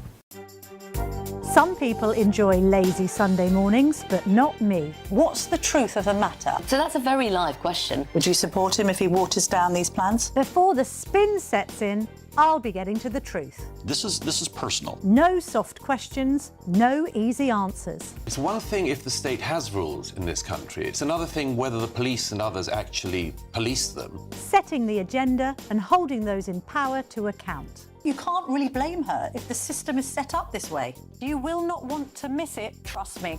The Camilla Tominey Show, Sundays from 9:30, only on GB News. From the school run to the home run, watch a new show for all of Britain. So he can say whatever he wants. A straight-talking show where all voices are heard. And, you know, when are we going to stop talking about smashing the gangs and actually do it? With the stories that matter from every part of our country. There's a bit of a crash landing there for your Chancellor. Bold, fearless and standing up for you. That's me, Martin Daubney, 3 p.m. till 6 p.m, weekdays, here only on GB News. The People's Channel, Britain's news channel. As soon as it hits 11 and the headlines come in, Late Edition brings you the breaking news from all the front pages. Because the news is going to happen. So get a head start today. Patrick Christie's Tonight, Late Edition. Alex Armstrong Tonight, Late Edition. From 11 o'clock every night. Only on GB News, the People's Channel, Britain's news channel. Hi, I'm Michelle Dewberry, and my show is your opportunity to cut through all the noise and dive in headfirst to some robust debates. Ideas clash. Situation, No, isn't it? Because the failure is... You're deliberately avoiding my point. Nothing's held back, And if you think this is the end of it, wait for more. and we do not shy away from the difficult stuff. Sometimes I want to shake people and say, if only you understood. So join me on Jubes & Co. weeknights at 6 p.m, only on GB News, Britain's news channel. At the stroke of midnight, the news doesn't stop, and neither do we. Day in, day out. Forget stuffy late-night TV shows. We're giving you a front-row ticket to the centre of the political universe. Because breaking news doesn't wait for the morning. And neither do we. Join us for one of the most controversial and volatile times of politics in human history. A very big story. Big story over here. You won't get this anywhere else. The Late Show live at midnight, every night. Only on GB News.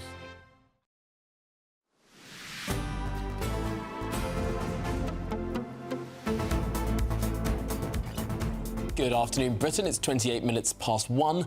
Now, the United States and Iran have agreed a peace deal that paves the way for further talks to end the war in the Middle East. Yes, taking to Truth Social, the president told ships of the world to start their engines and let the oil flow. Well, the two sides will come together in Switzerland on Friday to sign this new peace pact. Well, Iranian political activist Vahid Beheshti joins us now. Vahid, we've had lots of communications from the President of the United States over the past few weeks saying we're this close, it's happening tonight, it's happening today. Is it actually happening now? Thank you for having me, but I'm not sure if it's happening anything. But let's examine the situation. Let's first see what situation we are in first. What kind of agreement has been established so far, and how is likely to proceed, and what chances Iranian regime has for survival? I'm going to be very quick. The situation at the moment, look at the current situation. At least for next 5 weeks, we have World Cup football is being held in America. So no war can be break out during this time. That's first of all. Secondly, President Trump is scheduled next coming days to travel to France in order to attend in G7 summit. He has to have some kind of achievement to present. Thirdly, before the next full-scale conflict, the global market, the financial market, the energy prices first must be brought under control. So that's the situation that we are facing. So if you look at from any case, if you look at the current circumstances, you understand it becomes more clear this agreement was necessary and actually was imposed from United States to Iranian regime. If you look at it, yesterday when I was just following all the news channel of the regime and the conflict amongst different groups inside of the regime, they prefer to start the conflict, the Iranian regime, at this situation in order, under this condition, to increase pressure on President Trump. They didn't want this deal. This deal, basically, from our point of view, was imposed from America to Iranian regime. So it was another victory for America, another political gain,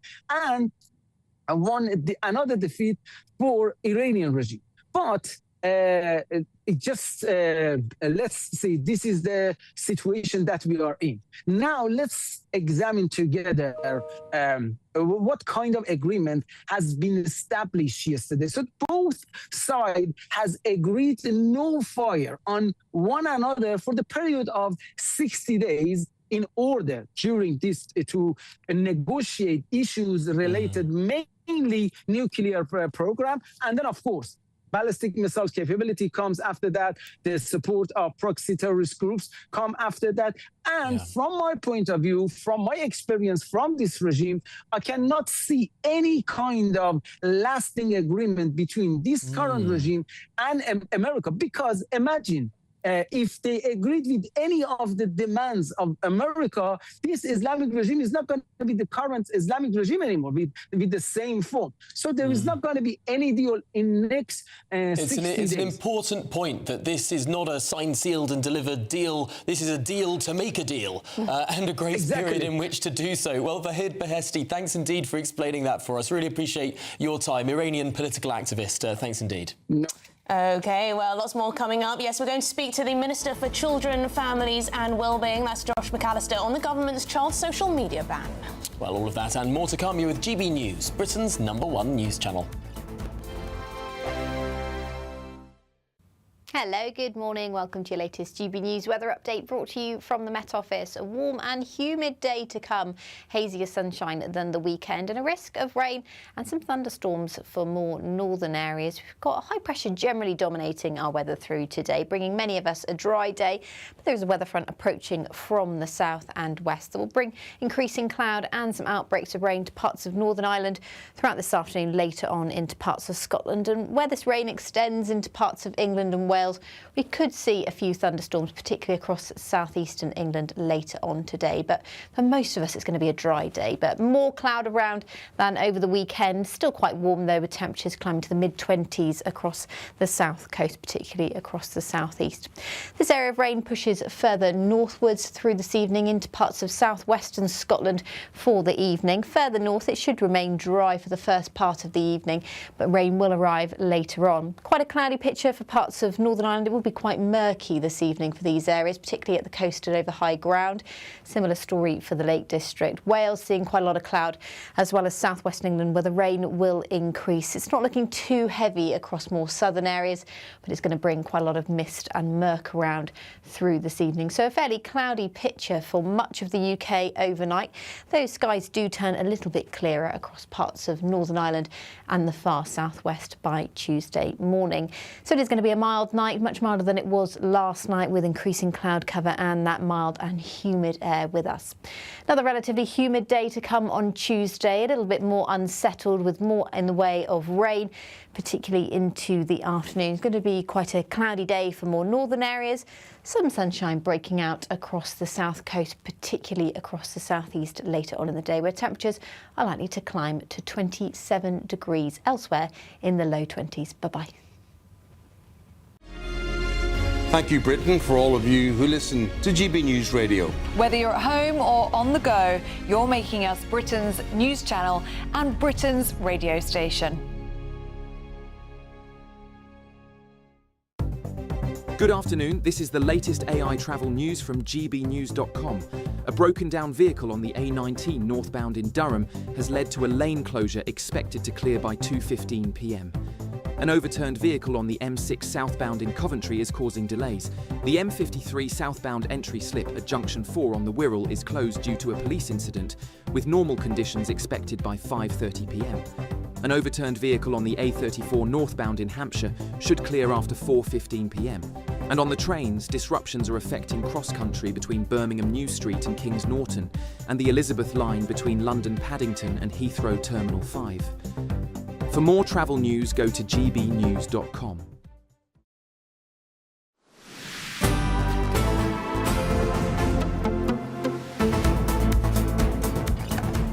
OK, good afternoon, Britain. It's 35 minutes past 1. Now, the Prime Minister has unveiled plans today for a social media ban for under-16s. This is part of a wider push to protect children online. Well, supporters say it's about keeping young people safe and the principle matters, while critics question whether it will work in practice. Yes, lots of you have been in touch. Lynn says parents need to do their job. If they don't want the responsibility, then take precautions and don't have kids. Well, there you go. That's a strong stuff. Mrs. G. Britain says YouTube Kids getting banned then too. Or don't these clueless MPs even understand that one exists? Yes, YouTube has a whole, login for just children. So you can already put a little thing on saying... Big questions there about implementation. Why don't we speak to someone who is going to be tasked with some of that implementation? Joining us to discuss this is the Minister for Children, Families and Wellbeing, Josh McAllister. Josh, thanks indeed for joining us. I found it really interesting when the Prime Minister this morning was saying he knows that some children will get around this ban. we've got evidence in Australia that 2/3 of children get around the ban. Is it worth it, making everyone put their ID on the internet, making the internet more difficult for adults to protect just 1 in 3 children? Well, look, a couple of things to say on that is, if you gave me the chance to take 1/3 of children off social media that was harmful tomorrow, I'd bite your hand off. The second is to say that we're actually, in the proposals that have been set out today, including measures that are much more robust on age verification than the Australian model. So we've learned some of the lessons from what's happened in Australia, and we're going to go further. So much more robust age assurance mechanisms will be used. We're actually going to publish some further details on VPNs next month. There's the opportunity there, if we want to age gate VPNs so that you have to prove your age to get one of those. And the third thing to say is that there are quite a few examples of these kind of big social issues where you don't just fix it in one go. When we passed the first seatbelt laws in the 1960s, 40% of people were wearing a seatbelt, 60% didn't follow those rules, and it takes years sometimes to do that. Now, I want us to do this as quickly as possible. That's why we've chosen to go for a ban for under 16s. It's clear, it's simple, it empowers parents, it empowers teachers. I was a teacher myself, and I know that professionals that work with young people want that absolute clarity that if you're under the age of 16, you shouldn't be on social media. How does this empower parents? Surely parents should be allowed to decide whether their child uses social media. This is encroaching on family life far too much, is it not? This is a collective action problem. Parents really don't have very much choice with these things. They are often told, it's down to parents, or we need to educate parents better. The problem with that argument is that if you've got a young person who you're keeping off social media and all of their friends are on a certain platform, the pressure to join in with that and not be ostracised is immense.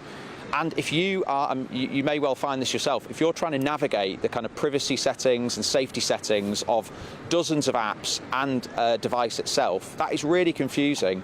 And at the age of 13 at the moment, because of data laws, at the age of 13, you can take control of your data and actually opt out of some of those things. So this is something that requires a societal set of rules, and parents want it. 90% of parents that responded to the consultation were just on that, is that a clear ban. Is that not very self-selecting?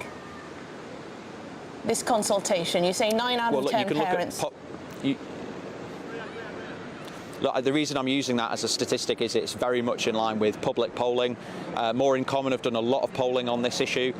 There is big majority support for a social media ban, which is why it's so surprising this morning to see Nigel Farage again come out on the wrong side of this issue, as he did with the Online Safety Act, which he said that he will repeal. Yes, Nigel Farage says that he wants child-specific devices rather than a law about the companies themselves that does seem to be evaded in many cases. Josh, I wanted to ask you about that first response you gave to me in this conversation.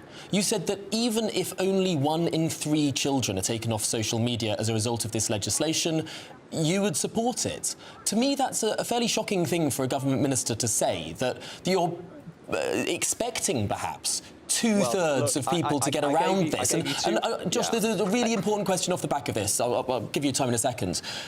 Is there not a question here about the rule of law and about the expectation that people follow the rule of law when you have ministers like you and even the Prime Minister this morning saying we fully expect some people not to follow the law? Doesn't that dilute what the law means in this country? Isn't there a huge moral hazard in people in positions of authority like you saying things like that? I said 3 things, didn't I? I said when we look at other issues, it's taken time for these changes to come into effect and to create new social norms, which is what we're talking about here. I used the example of seatbelts, but you could easily use the example of smoking and cigarettes with young people as well. I gave you an answer which said that we're taking steps that go even further than Australia in ensuring that we've got a ban that's enforceable. We're going to look at VPNs. We're going to make sure that the age verification that is required for this is tougher than that's being used in Australia. And I also said, just being really candid with you, if someone said to me that tomorrow we could do something which takes 1/3 of children off harmful social media, that's millions of children. Of course, I'd welcome that. So, look, this is not going to be a straightforward you do one thing, everything gets sorted. That's not going to be what happens. We're probably going to have to go further and pass future legislation, but we're going to be ahead of the curve on this now. The government is doing something which is probably going to be the biggest social reform in this parliament. May I just ask why you've chosen these particular platforms? Why isn't Blue Sky included? That's a sort of left-wing version of X, the Twitter platform. Why have you chosen not to include that? We're going to set the regulations out this year, so in this calendar year, the regulations will detail which platforms are included and which ones aren't. It's not random. The government is working to a set of criteria that describe functionalities, so things like endless scrolling, being able to connect with people socially. Any of the detail? You've announced this big ban. The Prime Minister's announced this big ban, and we don't even know which platforms. We don't know the specifics of how it's going to be, how age is going to be sorted, etc. No, respectfully, I completely reject that. There will be, forevermore, a constant change in the tech landscape as companies seek to create platforms that they would say are no longer social media, or new companies that come along that we'll need to look at. That will be a constant thing that we need to review. So that's not a sign in any way that we've not given this a lot of thought. And in terms of age verification, we've looked at what's happened in Australia. We're setting out today that we're going to use much more robust age assurance measures. It's right that we make sure we get some independent advice on exactly what those are, but this will be a ban that is in place within the next year and by spring next year at the latest. And finally, do you not see value in a website like YouTube, which is more watched in this country than the BBC, which hosts a wealth of educational content that teachers have been very worried and quite vocal about over the course of the last 24 hours, speaking about their worry that this seems to be included on the list. You say that the list is not set in stone. Do you envision that YouTube, specifically, a video hosting website that doesn't have direct messaging features or the same sort of algorithmic timeline that you'd expect of Instagram or TikTok, do you really expect that YouTube will end up on that list?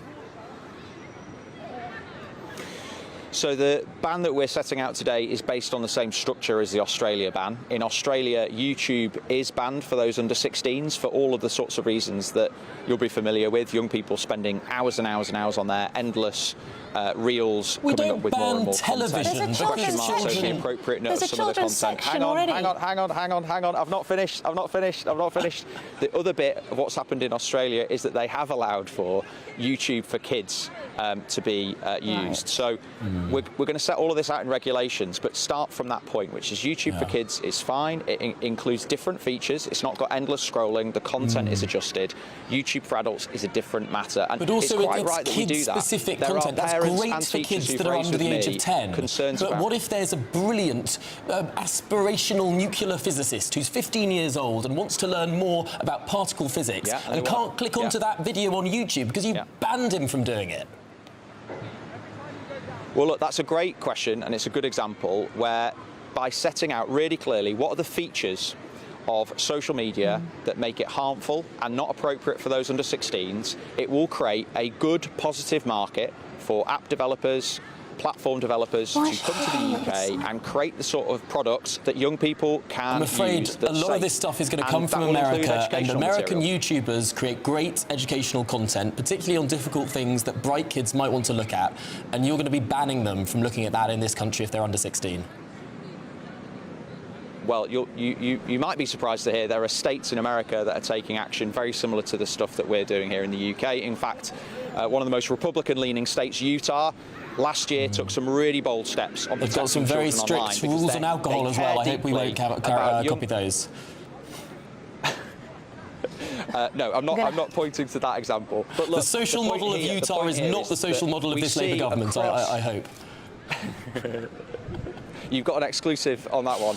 Look, the issue here is that for young people across the board, we've got millions of children and teenagers who I do genuinely believe have been impacted by growing up without the protections of what it means to be online for 4, 5, 6 hours a day. They're sleeping less, they're laughing less, they're playing less, they're learning less. And we can all see that. And the reason we can all see it is as adults, we use this stuff ourselves, and you feel the brain rot. You know that you don't feel as good after you've spent an hour on it as you did before. And we've left children to be exposed to all of that, and that's going to end now.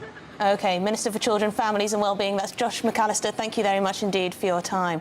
Again, I think I'll be deciding when my child uses social media. Thank you. Although a lot of the public support the government on this. The polling seems to be very, very clear. Fine. Well, this is Good Afternoon Britain on GB News. Lots more coming up. There's royal tradition on display at Windsor. Yes, the King and senior members of the royal family will take part in the historic Order of the Garter ceremony with lots of feathers. But away from Windsor, if you'd like some sunshine, here's the weather in Europe. Ready to soak up that holiday sunshine? Won't we need some cover? No worries. All sorted. All Clear Travel Insurance sponsors GB News travel destinations forecast. Hello there. Occasional showers in places, but actually we've got high pressure building across Europe, so many areas will be mostly settled. We'll see some bits of cloud around coastal areas at times. This should burn back quite nicely through the course of Tuesday. Occasional showers across parts of Spain, Sicily, but actually for most it's going to be dry, settled, plenty of sunshine. This is going to continue through the week, and also temperatures are on the rise as well, pushing into the mid-30s for some towards the end of the week. All Clear Travel Insurance sponsors GB News travel destinations forecast. GB News Breakfast, every day from 6 a.m. Veterinary surgeons and such as yourself, I mean, you're very, very highly trained, but it just feels so expensive when there's something wrong with your animal. And it does also seem that insurance doesn't cover the very things you need.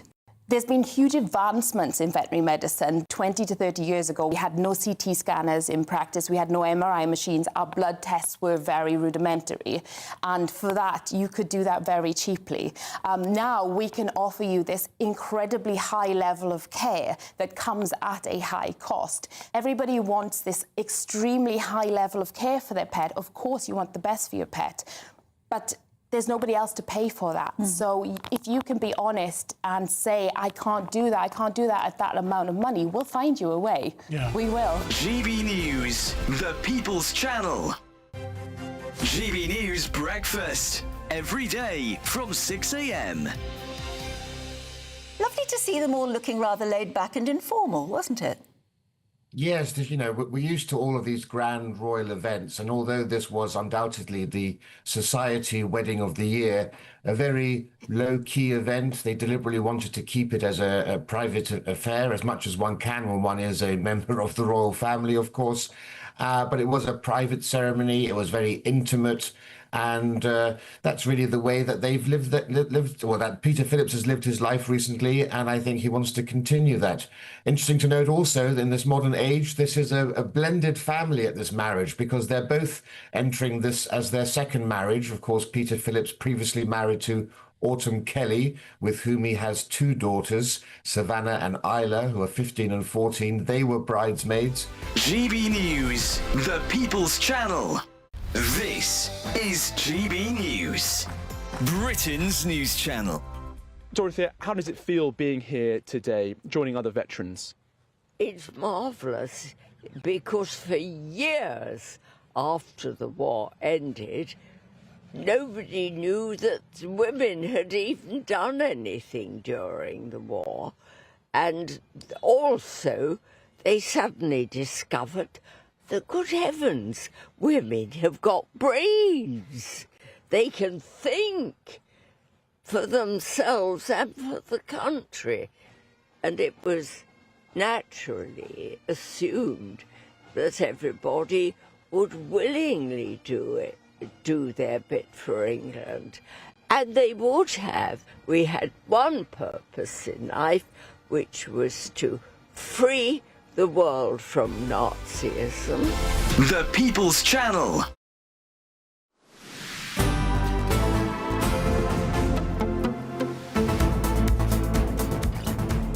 Good afternoon, Britain. It's just gone 10 to 2. Now, one of Britain's oldest royal traditions takes centre stage today as the King, Queen and senior members of the royal family attend the annual Order of the Garter service at Windsor. And Cameron Walker is there for us, our royal correspondent. Cameron, what stage of proceedings are we at now? Good afternoon, Emily and Tom. Well, the Knights of the Garter have joined members of the royal family inside the Garter throne room in the upper ward of Windsor Castle ahead of this procession, where they will march down to the lower ward where I am to St George's Chapel for that special annual service. Members of the public have had to apply for tickets to be part of that public ballot, to be inside the grounds to watch them process in their big feather-bloomed hats and their beautiful velvet cloaks as well. The Order of the Garter, the most noble and oldest order of chivalry in Britain, dates back to the time of Edward III, actually, around 700 years ago, he being inspired by the legends of King Arthur and the Knights of the Round Table. King Charles, of course, as head of state and as sovereign, gets to choose who Knights of the Garter are. It's in the sovereign's gift, and there's 3 additions this year. Lord Hennessy of Nympfield, who was the historian, Lord O'Donnell, the former head of the civil service, and Lord Burnett of Malden, the former Lord Chief Justice. They are being invested by His Majesty right now inside that throne room. Other familiar faces, of course, Tony Blair, for instance, John Major, former Prime Ministers, but also composers such as Andrew Lloyd Webber. A notable absentee this year, however, for the first time since 2006 actually, is Andrew Mountbatten Windsor, who of course was officially stripped of his Knights Companion title in December 2025 by King Charles due to all the controversy surrounding him. Of course, you've got the Queen, you've got the Prince of Wales and other members of the royal family who will be processing down to the Princess of Wales and the Duchess of Edinburgh. They are not ladies of the Garter as things stand, but they are expected to, of course, watch for the ceremony going on. We're not sure if there's going to be protests this year. During the public ballots, there was a campaign by the campaign group Republic to try and get anti-monarchists inside the grounds of Windsor Castle. Clearly, security would be incredibly tight, so fingers crossed, let's see if there's going to be any protests. But nonetheless, whether there is or isn't, the royal family will be processing and smiling at the start of the summer season of royal events, and then, of course, Ascot's later on this week. Wonderful. Thank you very much indeed, Cameron Walker, there at Windsor Castle for us. What's the most fun about the Order of the Garter is the big feathers in their massive hats. I know. I love that we don't particularly change this sort of costuming, and it's been the same for centuries. That's one of the wonderful things about this country. Well, I'm sure some campaign group wants them banished. Wants them more... Yeah, I'm sure. For some reason or another. Free the feathers. Oh no, not again. Well, this is Good Afternoon Britain on GB News. Lots more still to come after the weather.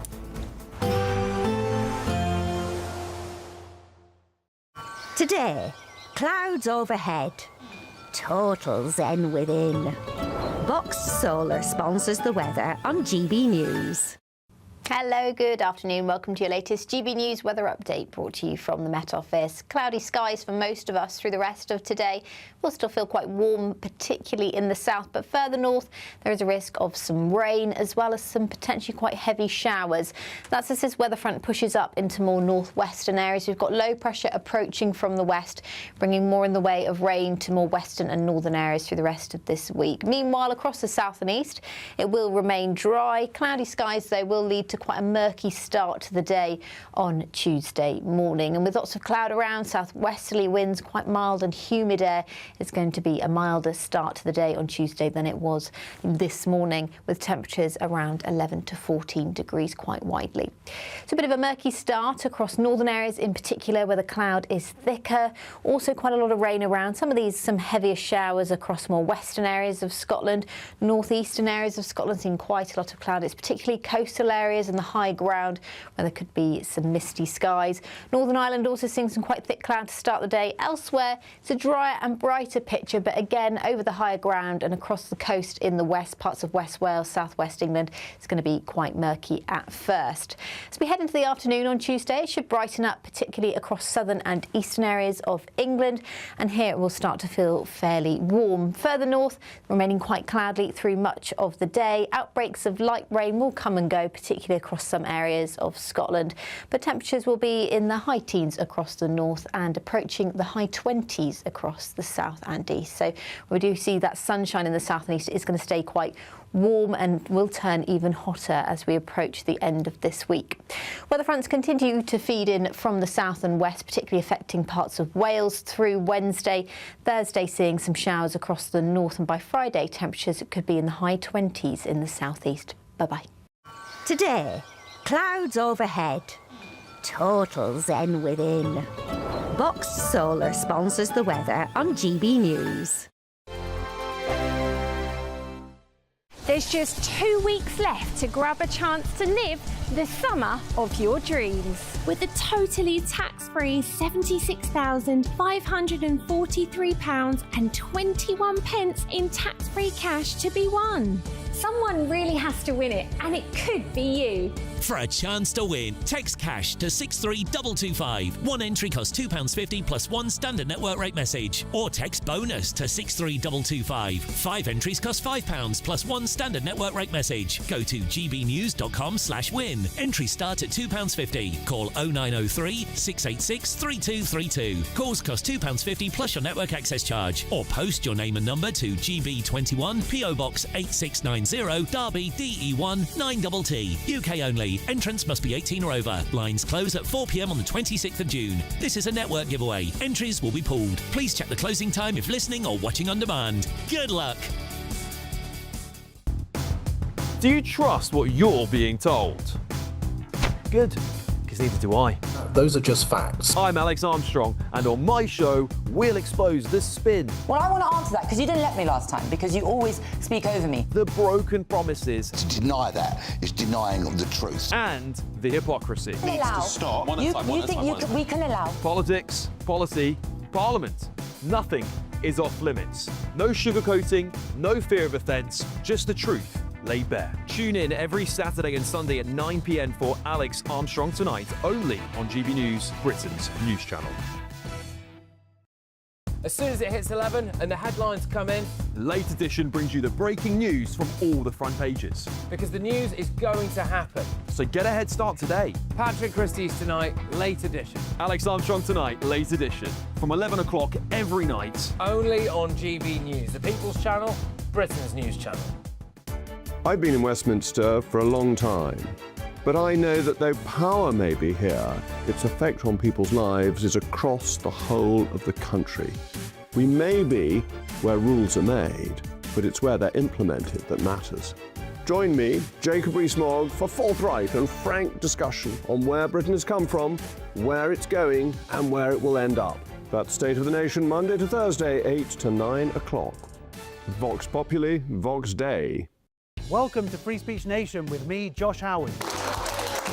This is the show where each week we see what's happening in the world of culture, current affairs and politics. First we'll say, welcome to the UK. Oh, thank you. And we're not afraid to use our free speech so that you can use yours. It's not controversial in the slightest to anyone who hasn't lost their mind. Free Speech Nation, Sunday nights at 7 p.m. Only on GB News, the People's Channel, Britain's news channel.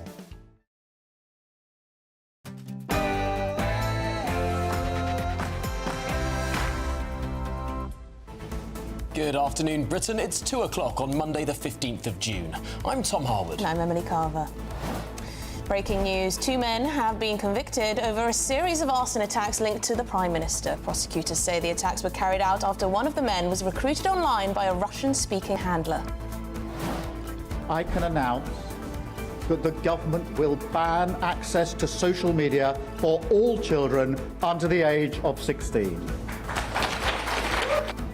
The government announces an enormous crackdown on social media. Sir Keir Starmer says under-16s will be banned from major platforms as the government takes on big tech. The Conservative leader, Kemi Badenoch, says Britain must slash the benefits bill to boost military spending. That says military experts warn the country is not ready for the threats ahead. He warned that the Defence Investment Plan was both inadequately funded and not transformative enough. And yet, rather than heeding these warnings and changing course, the Prime Minister seems to be burying his head in the sand. Elsewhere, the American President Donald Trump declares let the oil flow as a peace pact between the US and Iran is reached. And Royal Marines intercept a Shadow Fleet tanker in British waters and it's being detained off the south coast. Well, we will get an update into that operation from the Defence Secretary Dan Jarvis this afternoon. Earlier on today, we went up close to that vessel out to sea behind me, and what was clear from that is just the lengths the Navy and the Ministry of Defence will go to keep anyone from getting near that seized tanker. I'll bring you the dramatic scenes later this hour. A National Portrait Gallery exhibit has sparked controversy after claiming Winston Churchill deliberately starved Indians during the Bengal famine. And there's royal tradition on display at Windsor. The King and senior members of the royal family will take part in the historic Order of the Garter ceremony. Beautiful plumage. Lovely.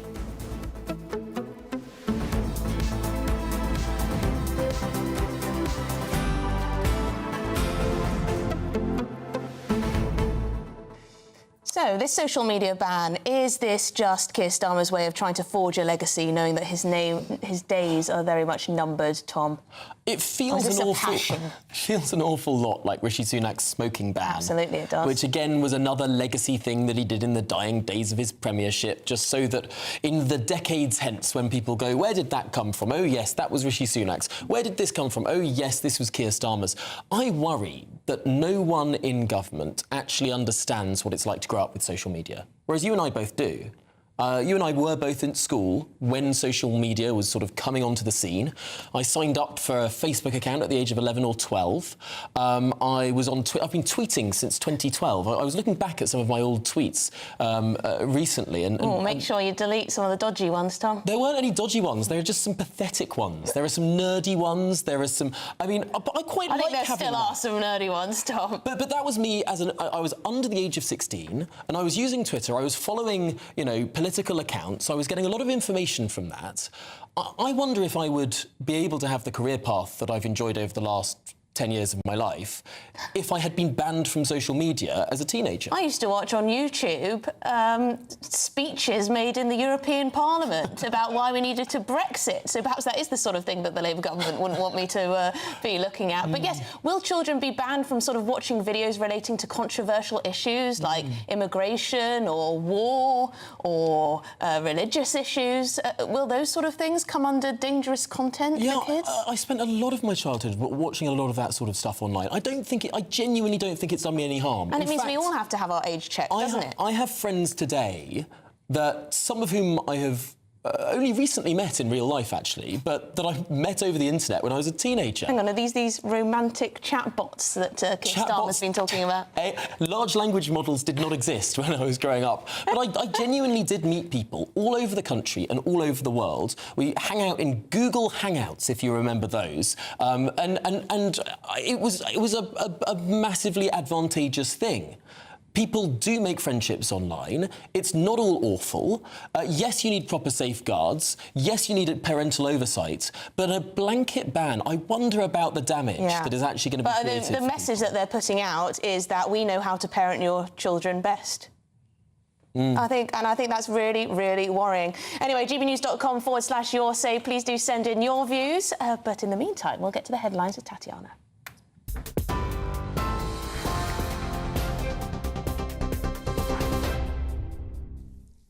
Thank you very much. The top stories this hour. 2 men have been found guilty of conspiring to carry out arson attacks on property and a car connected to Prime Minister Sir Keir Starmer.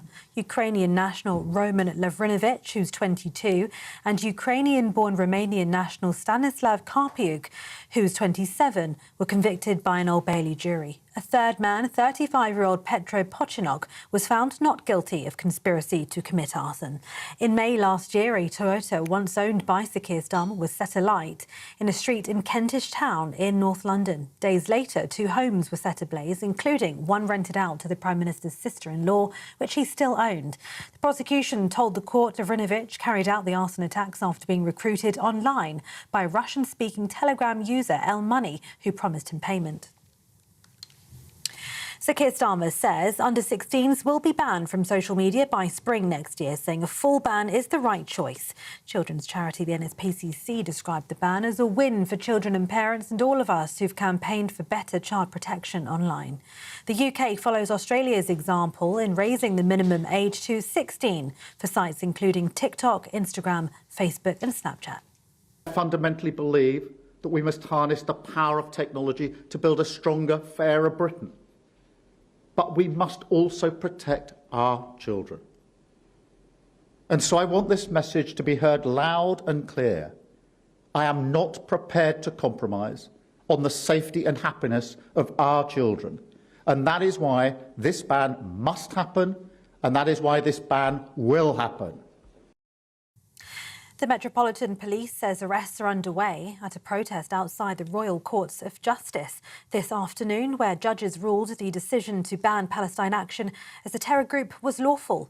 3 judges ruled in February that the then Home Secretary Yvette Cooper's decision to prescribe Palestine Action under the Terrorism Act 2000 last year was unlawful, following a legal challenge from the group's co-founder, Huda Amouri. Palestine Action has remained banned since then to allow for further legal arguments and give the government time to consider an appeal. A suspect has been arrested in the so-called Putney Pusher case, in which a woman was shoved into the path of a bus by a jogger. Police launched an appeal in 2017 after a woman was pushed into the bus lane on Putney Bridge. The force had closed its investigation into the incident in 2018 after 3 men had been arrested and released without charge.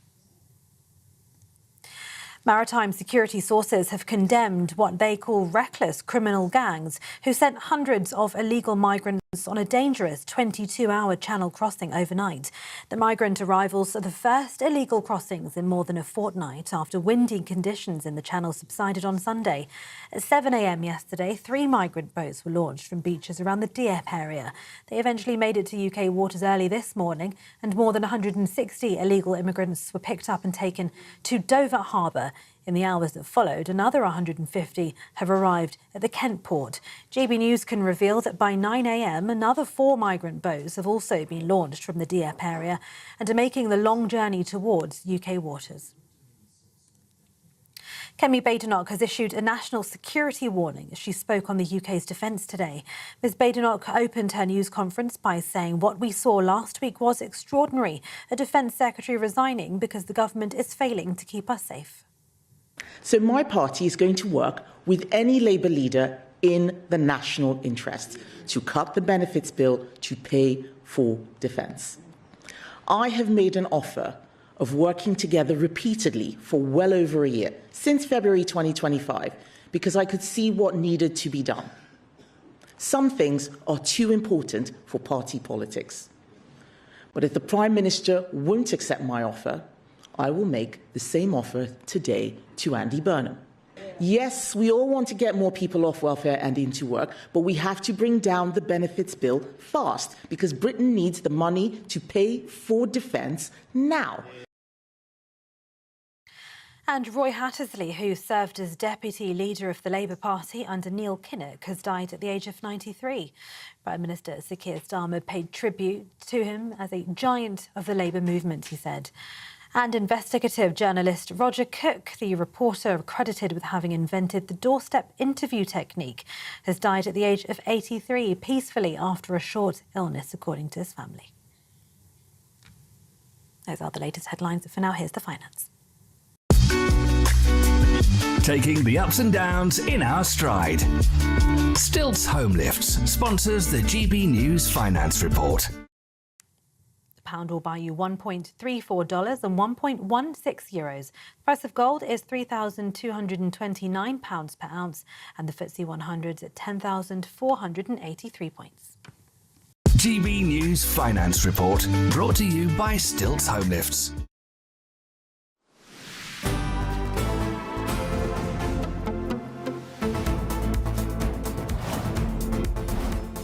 Good afternoon, Britain. At 2:10, let's dive into this breaking news. 2 Ukrainian men have been found guilty of carrying out a string of arson attacks on a car and properties linked to the Prime Minister. Yes, Romanian Stanislav Akarpuk and Romanian Lavrinovic. The men are believed to have carried out the orders of a Russian taskmaster. Well, co-defendant Petro Pochinok, 35 years old, was cleared of the same charge. Well, this is the moment Roman was arrested.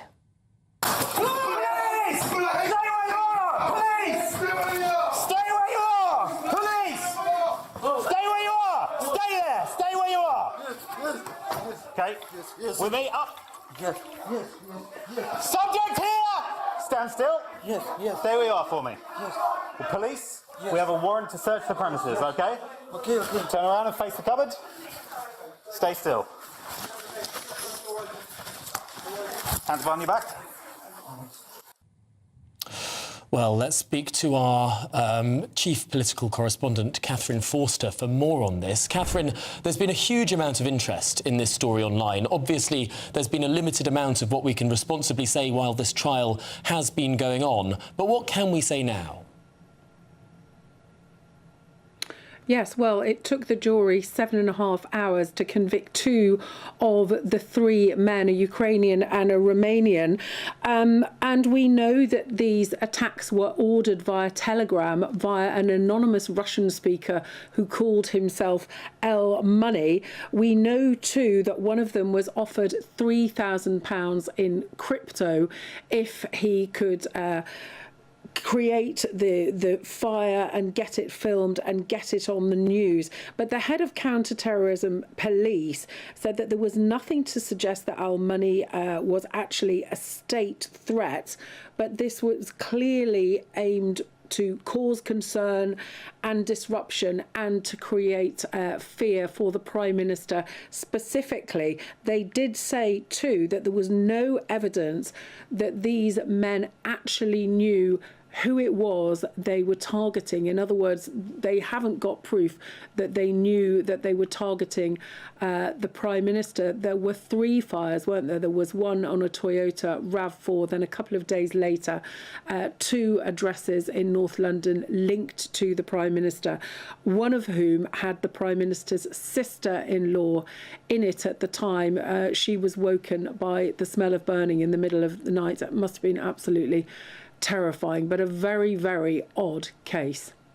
Very, very odd case, because we don't appear to understand whether there was a political motivation, an ideological motivation from this L Money Russian speaker. It's all very hazy. Very hazy. We'll get the sentencing in a few days. But yes, the counter-terrorism police say they've got no evidence that it was a state threat, that they've got no evidence that these men were deliberately targeting the PM, that they knew that it was him that they were targeting. All we can be clear of is that they said it was clearly to cause concern, disruption in the UK and fear for the Prime Minister, which no doubt it did do. Just reading as well that Lavrinovic, one of the men, was previously tasked by El Money to put up far-right posters, which is interesting. I mean, it does... Yes, and we do know, although it's saying there's no state threat here, that there is a lot of disinformation going on. Russia and other countries that are not our friends engaging in all sorts of undercover activities to try to disrupt, destabilise Britain and other democracies, whether it's online or trying to cyber attacks, disinformation, undersea cables. We know that the undersea cables, that's something that the Royal Navy has to spend a lot of time now watching out for. So we are clearly in a more dangerous world where there are plenty of people that wish us and our way of life ill. Completely understand why the government doesn't want to directly accuse the Russian state of doing something that it doesn't have absolute, complete, concrete evidence. But I don't know. I suppose people at home can make up whether this looks exactly like something that the Kremlin would want to happen. I would suggest, in my personal opinion, it has all the hallmarks of it. Catherine, earlier you spoke to the leader of the opposition, Kemi Badenoch, on broader security issues, frankly, on funding our defence.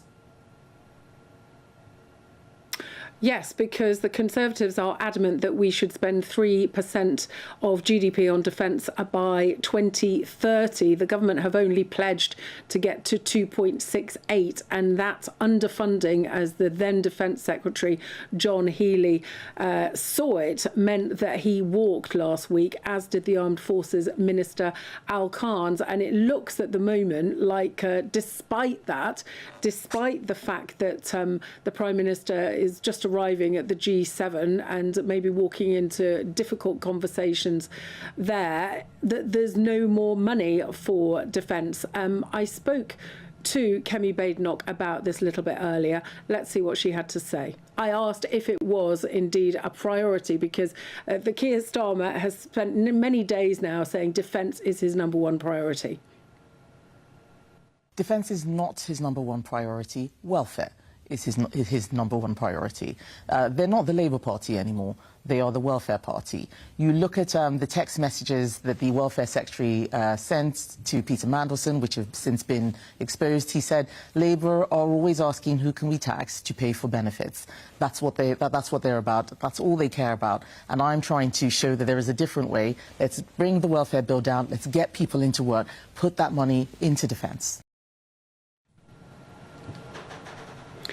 She's also very happy about the social media ban for under-16s. This is something that the Conservatives have absolutely been pushing, which they believe has only happened because of pressure from then. I asked her about concerns over free speech, about the nanny state. She was having absolutely none of it. She just said, look, social media is for adults, not for children, and adults will not be restricted on social media, but it's very important that we protect children. And from the surveys that we've seen, the consultation, certainly it seems that it will be popular with the public, though of course we don't know the nitty-gritty yet of how it's actually going to work.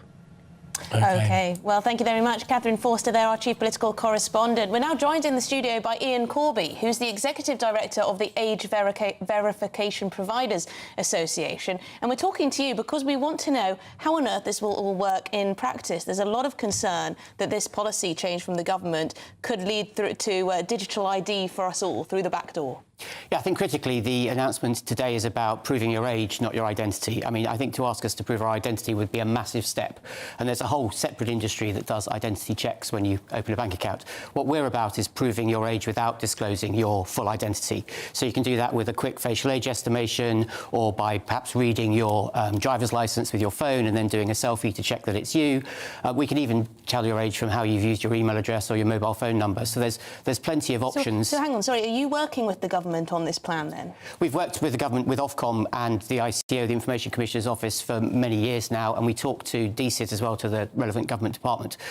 We weren't consulted on this particular thing, but we did produce a report on lessons learned from Australia a couple of months ago, which I know they've taken into account. So what's the best way of doing this with being as least intrusive as possible? Well, I would say for the vast majority of people, a quick selfie is fine. But for that to work, you need to be a little bit over 16, because the estimation software is never going to be good enough to check that yesterday was your 16th birthday. So where it is a bit more challenging than it's been to date with the sort of 18-plus requirements for things like pornography, is that kids don't have quite as many bits of ID or access to databases with their ages on. So I think there's a bit of work to do to get ready in 6 months' time for this to be brought forward. And that's been an issue we haven't got to in Australia because, frankly, the social media platforms have not been enforcing the law. Well, exactly. 2/3, we now hear, of Australian teenagers are getting around this. Not just teenagers, children too. When it comes to distinguishing between a 17 and a 16-year-old, or a 16-year-old and a 15-year-old, I should say, I mean, what can there be done? I mean, what 14-year-old has ID, for instance? This is going to be incredibly difficult to actually enforce. And isn't the problem that we found in Australia is that a lot of people agree with the sentiment behind the legislation, but it seems almost impossible to enforce in practice? I think it's pretty easy to enforce, actually. I mean, so vast majority of kids have a passport. If they don't have a passport, they might have a driver's licence. And we have a backstop solution as well through the proof of age standards scheme. You can get a citizen card. They'll give you a card just based on a reference from a doctor or a teacher. But that is saying that everyone should have identification to get online. You need the ID to do the process, but you're not sharing your identity with any of the social media platforms, and that's the really important separation. How can people trust that it will? You're uploading a picture of your personal identification. How can people trust that doesn't end up, as we have seen with some big data leaks, people's private identification information? There was a big data dump of American identification documents less than a year ago. Hundreds of thousands of these things just openly out there on the internet. How can people trust that all of this information being sent off into the internet is going to be safe? Well, the only non-hackable database is no database at all. So it's very simple. You don't retain any personal data. And that's a sort of golden rule in age verification. So some of those identity companies may have bigger issues to deal with, but we don't need to, and we're legally not allowed to under data protection law. So, we are very closely regulated, and the idea is we check your age and then we get rid of any personal data. But we can actually do most of that processing on your device, so actually the data never leaves the palm of your hand. Just the practicality of it. So would this happen at the stage of trying to set up an account, or would this happen every time you try and get on the app? I'm just saying, I don't particularly want to be taking a selfie every time I go onto X or YouTube. How would this function? It can't really be once and done, because otherwise I could sign up and get a username and password and I could let Tom borrow that and use that. So we will have to regularly check that it's still the same user who did the original age check. But also the platforms can be looking for signals that give an indication that you're not the age you claimed you were. And social media has a lot of very rich data about their users, not only how old they might be, but where they might be as well. Now, I have my computer with me here. I've got a little sort of physical barrier over the camera at the top here. People might not be able to see, but I have that. Mark Zuckerberg has that on his laptop. Senior tech people have this because they know of the worry of people looking through a webcam at you while you're on your computer. Do you worry about normalising, particularly for children, normalising this routine of having that camera on, having that camera open and looking at your face while you browse the internet before you go on to certain websites? Is this a worrying social norm that perhaps bad actors could take advantage of to take pictures of children and to take pictures of adults? You've got your phone here as well. How do you access your phone? I don't have a camera. I don't have a cover. You don't use Face phone. ID. So the vast majority of people are using Face ID to access their phone day in, day out. I think at some point we just have to rely on laws and regulations to keep us safe. Otherwise, you basically could never use a banking app. No, but I think the fundamental difference is if you're going onto a website, these face scanning things aren't the same as Face ID on your phone, because there's a picture of your face. You can see that the camera is on. Your little light on your camera might turn on your computer. Now, if people are used to that light being on, to the websites looking at them, isn't that normalising, particularly for children, people watching them through their computers? Is there not a worry there? Well, first of all, we should be clear, we're only worried about people 16 and older, so under 16s won't be going through that process. Well, they'll be trying it if they want to go online. Well, they will, but they won't get very far, so it's a bit pointless. So I think there is a wider question you could ask about, how much technology there is in our lives and how much we are sharing of our personal data. Everything that we have existed for 8 years as an industry to try to guarantee your identity is kept safe and your privacy. So that not only is it not possible to find out who you are, but also nobody can track where you go, which might be not too embarrassing if it's just you use TikTok too much, but there are other websites that people use where you wouldn't want to track them either. So it's this double blind thing that we achieve with our technology. So modern technology is great. It can put a man on the moon. It can certainly allow you to prove your age without giving away your identity. All right, Ian Corby, thank you very much indeed. You're from the Age Verification Providers Association. Well, this is Good Afternoon Britain on GB News. There's plenty more to come on today's programme. Yes, the Royal Marines have intercepted a Shadow Fleet tanker in British waters and it's being detained off the south coast. We'll be in Portland Live, but after the break. A National Portrait Gallery exhibit has sparked controversy after claiming Winston Churchill deliberately starved Indians during the Bengal famine. Yes, is that true? All of that and more to come. You're with GB News, Britain's #1 news channel.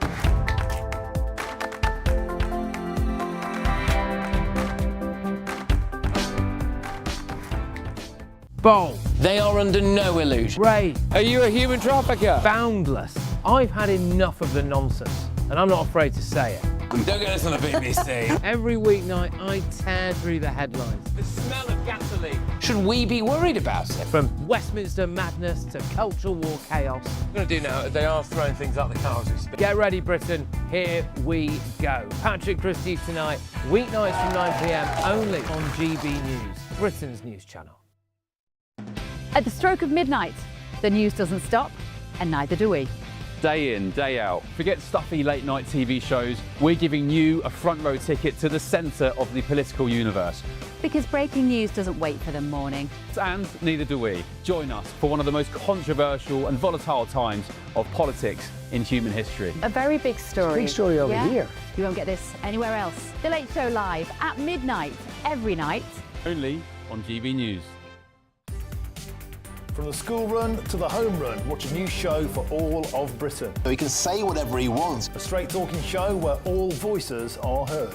And, you know, when are we going to stop talking about smashing the gangs and actually do it? With the stories that matter from every part of our country. There's a bit of a crash landing there for your Chancellor. Bold, fearless and standing up for you. That's me, Martin Daubney, 3 p.m. till 6 p.m, weekdays, here only on GB News. The People's Channel, Britain's news channel.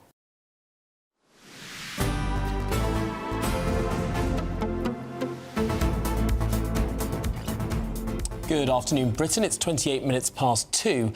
Now, a National Portrait Gallery display has claimed Winston Churchill deliberately starved Indians to death. Yes, a new taxpayer-funded video installation by the artist Helen Cannock claims that the wartime Prime Minister purposefully withheld food during the Bengal famine of 1943. Well, let's discuss this with the historian and author Martin Whittock. Martin, isn't at the very least this a contested idea? It is, and it needs to be examined in some detail. First of all, a little bit of background. The 1943 Bengal famine led to the deaths of between 2.1 and 3 million Indians. Now, the causes of the famine were clearly out of government hands. There had been a devastating cyclone, rice crop disease, and the Japanese occupation of Burma had cut off crucial grain imports. Tackling the famine was made difficult by shipping shortages and the dangers of Japanese submarines in the Bay of Bengal. And of course, war demands occupied huge amounts of government time and energy. But it is very complex because government decisions clearly made things worse. Available rice and grains continued to be exported from India to sustain the British Empire and military efforts. There's evidence that the government repeatedly ignored or rejected desperate appeals from local British officials and the Viceroy of India. And the government gave the crisis little urgent attention, which has fueled arguments over ethnic prejudice. Now, it's not helped by the fact that during one government discussion about the famine relief, Secretary of State Leopold Amery recorded that Churchill suggested any aid sent would be insufficient because of quote unquote Indians breeding like rabbits. Now that is obviously shocking. So consequently, the 1943 Bengal famine is seen by many historians as a mixture of tragic circumstances, but also of extreme negligence. And while the crisis of war clearly added massively to the situation, there was, it does seem clear, some lethal indifference rather than murderous intent.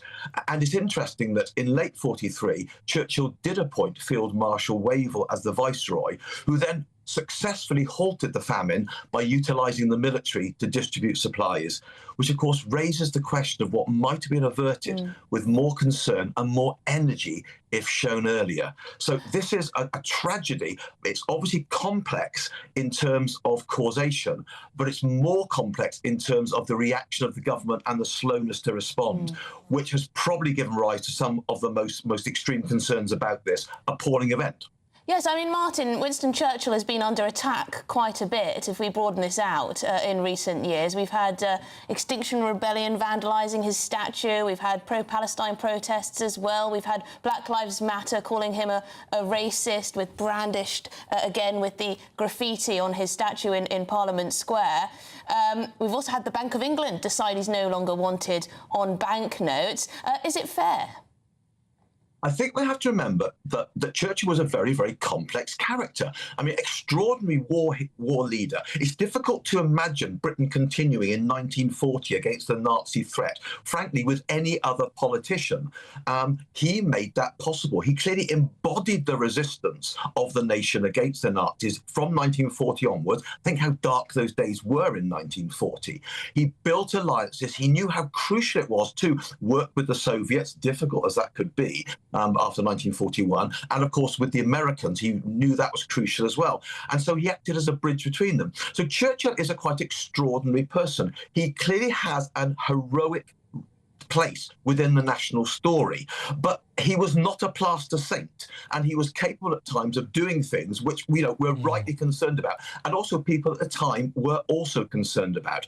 And I think he treasured India as an imperial possession.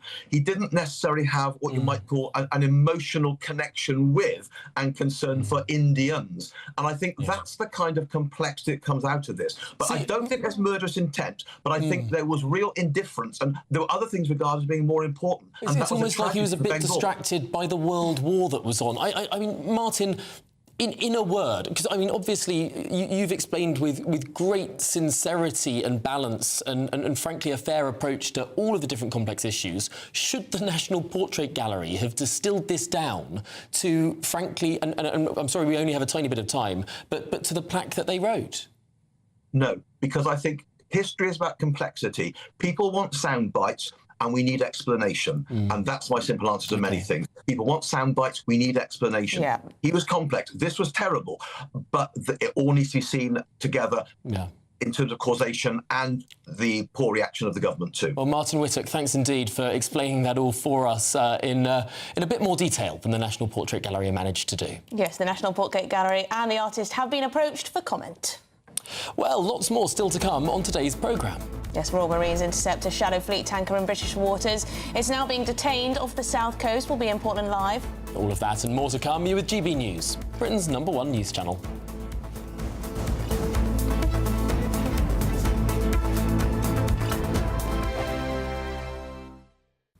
Hello, good morning. Welcome to your latest GB News weather update brought to you from the Met Office. A warm and humid day to come, hazier sunshine than the weekend and a risk of rain and some thunderstorms for more northern areas. We've got high pressure generally dominating our weather through today, bringing many of us a dry day. But there's a weather front approaching from the south and west that will bring increasing cloud and some outbreaks of rain to parts of Northern Ireland throughout this afternoon, later on into parts of Scotland. And where this rain extends into parts of England and Wales, we could see a few thunderstorms, particularly across southeastern England later on today. But for most of us, it's going to be a dry day. But more cloud around than over the weekend. Still quite warm, though, with temperatures climbing to the mid-20s across the south coast, particularly across the southeast.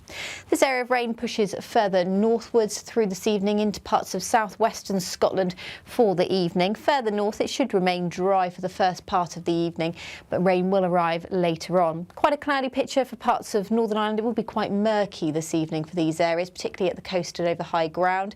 Similar story for the Lake District. Wales seeing quite a lot of cloud, as well as southwest England, where the rain will increase. It's not looking too heavy across more southern areas, but it's going to bring quite a lot of mist and murk around through this evening. So a fairly cloudy picture for much of the UK overnight. Those skies do turn a little bit clearer across parts of Northern Ireland and the far southwest by Tuesday morning. So it is going to be a mild night, much milder than it was last night, with increasing cloud cover and that mild and humid air with us. Another relatively humid day to come on Tuesday, a little bit more unsettled with more in the way of rain, particularly into the afternoon. It's going to be quite a cloudy day for more northern areas.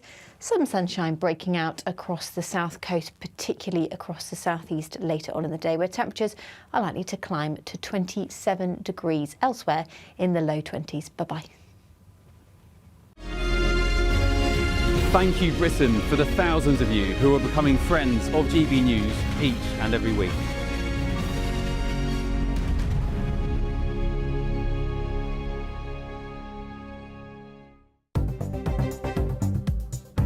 Good afternoon, this is the latest AI travel news from gbnews.com. There is congestion northbound on the A82 after Milton Keynes caused by a broken down vehicle. The M6 northbound between junction 15 and junction 16 has one of 3 lanes closed, while crews clear an overturned vehicle, causing delays of around 1 hour. Please be aware the M4 eastbound exit slip at junction 8 is restricted to 1 lane due to a vehicle fire.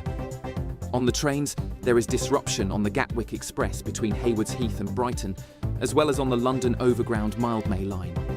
For more travel news, go to gbnews.com.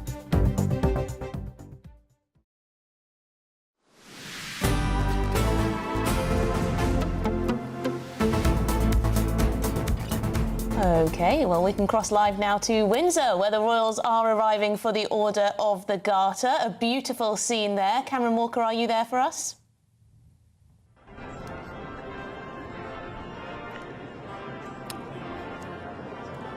Well, I believe Cameron Walker is there for us, but we can see Princess Catherine of Wales there speaking to some other royals. I wonder if we can establish connection to Cameron down the line. I'll continue to talk until I think we have been able to get him up. But today is, of course, a big day in Windsor, Cameron. Yes, Tom and Emily, apologies for that. Yeah, on your screen, for those of you watching on television, we have the Princess of Wales and the Duchess of Edinburgh just outside the north door of St George's Chapel in the lower ward of Windsor Castle, awaiting the arrival of the Knights and Ladies of the Garter, although the two of them are very senior members of the royal family, one of which is a future queen, of course, and the mother of a future king.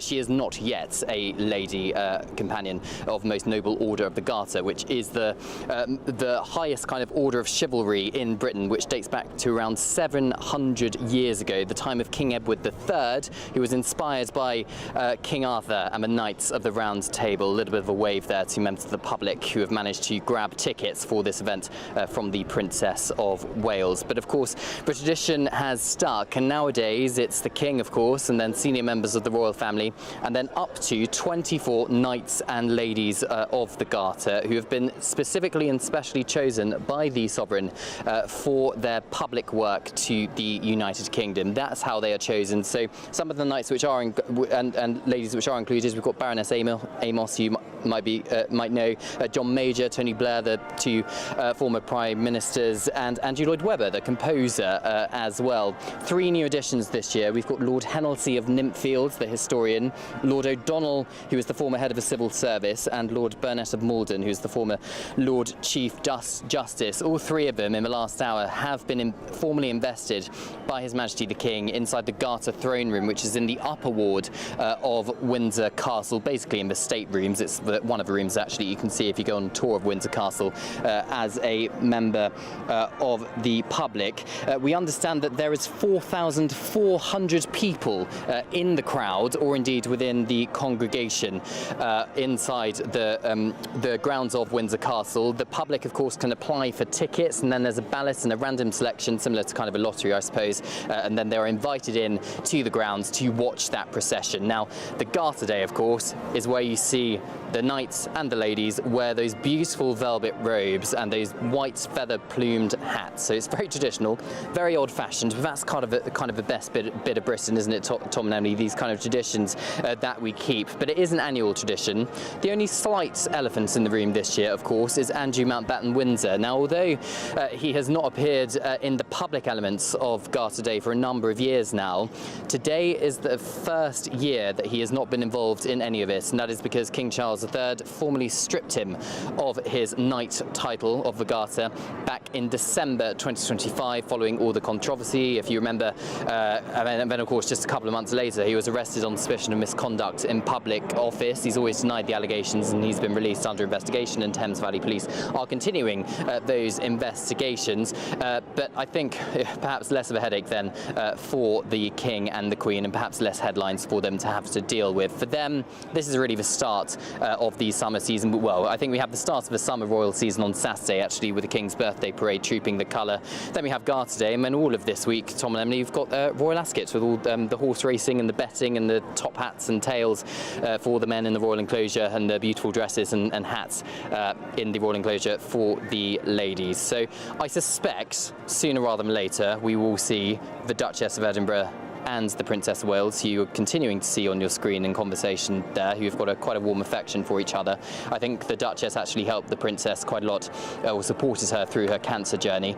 But I suspect they will one day become ladies of the Garter in the not too distant future. I must say, she looks absolutely fabulous. Both of the ladies do, of course, but the Princess there with her butter yellow or champagne suit and a lovely full hat. It does look beautiful. Nice job if you can get it. Just look poised, dress well, and jobs are good. Well, perhaps it's a job you would never be able to fulfil, Tom, under those criteria. Perhaps. Are you becoming a Republican? No, I'm not becoming. I like that this goes on, but I don't know. I think... she looks fabulous. We can obsess over what people wear. Well, do you know what? It's a fabulous way for the Princess and the royal family to show off fantastic designers. Yes, that's true. Remember, there was a quibble over it. Yes, They said that Princess Catherine no longer wanted her brands to be out there, the designers to be out there, but then actually she said, no, I do. Yes, and it's lovely advertising. Particularly brilliant British designers, and of course the rise of London Fashion Week rivaling Paris. I mean, that's a great point of national pride. But Cameron, the Order of the Garter is of course an ancient institution with such a select and elite membership. This is perhaps the highest honour that can be bestowed upon a British person.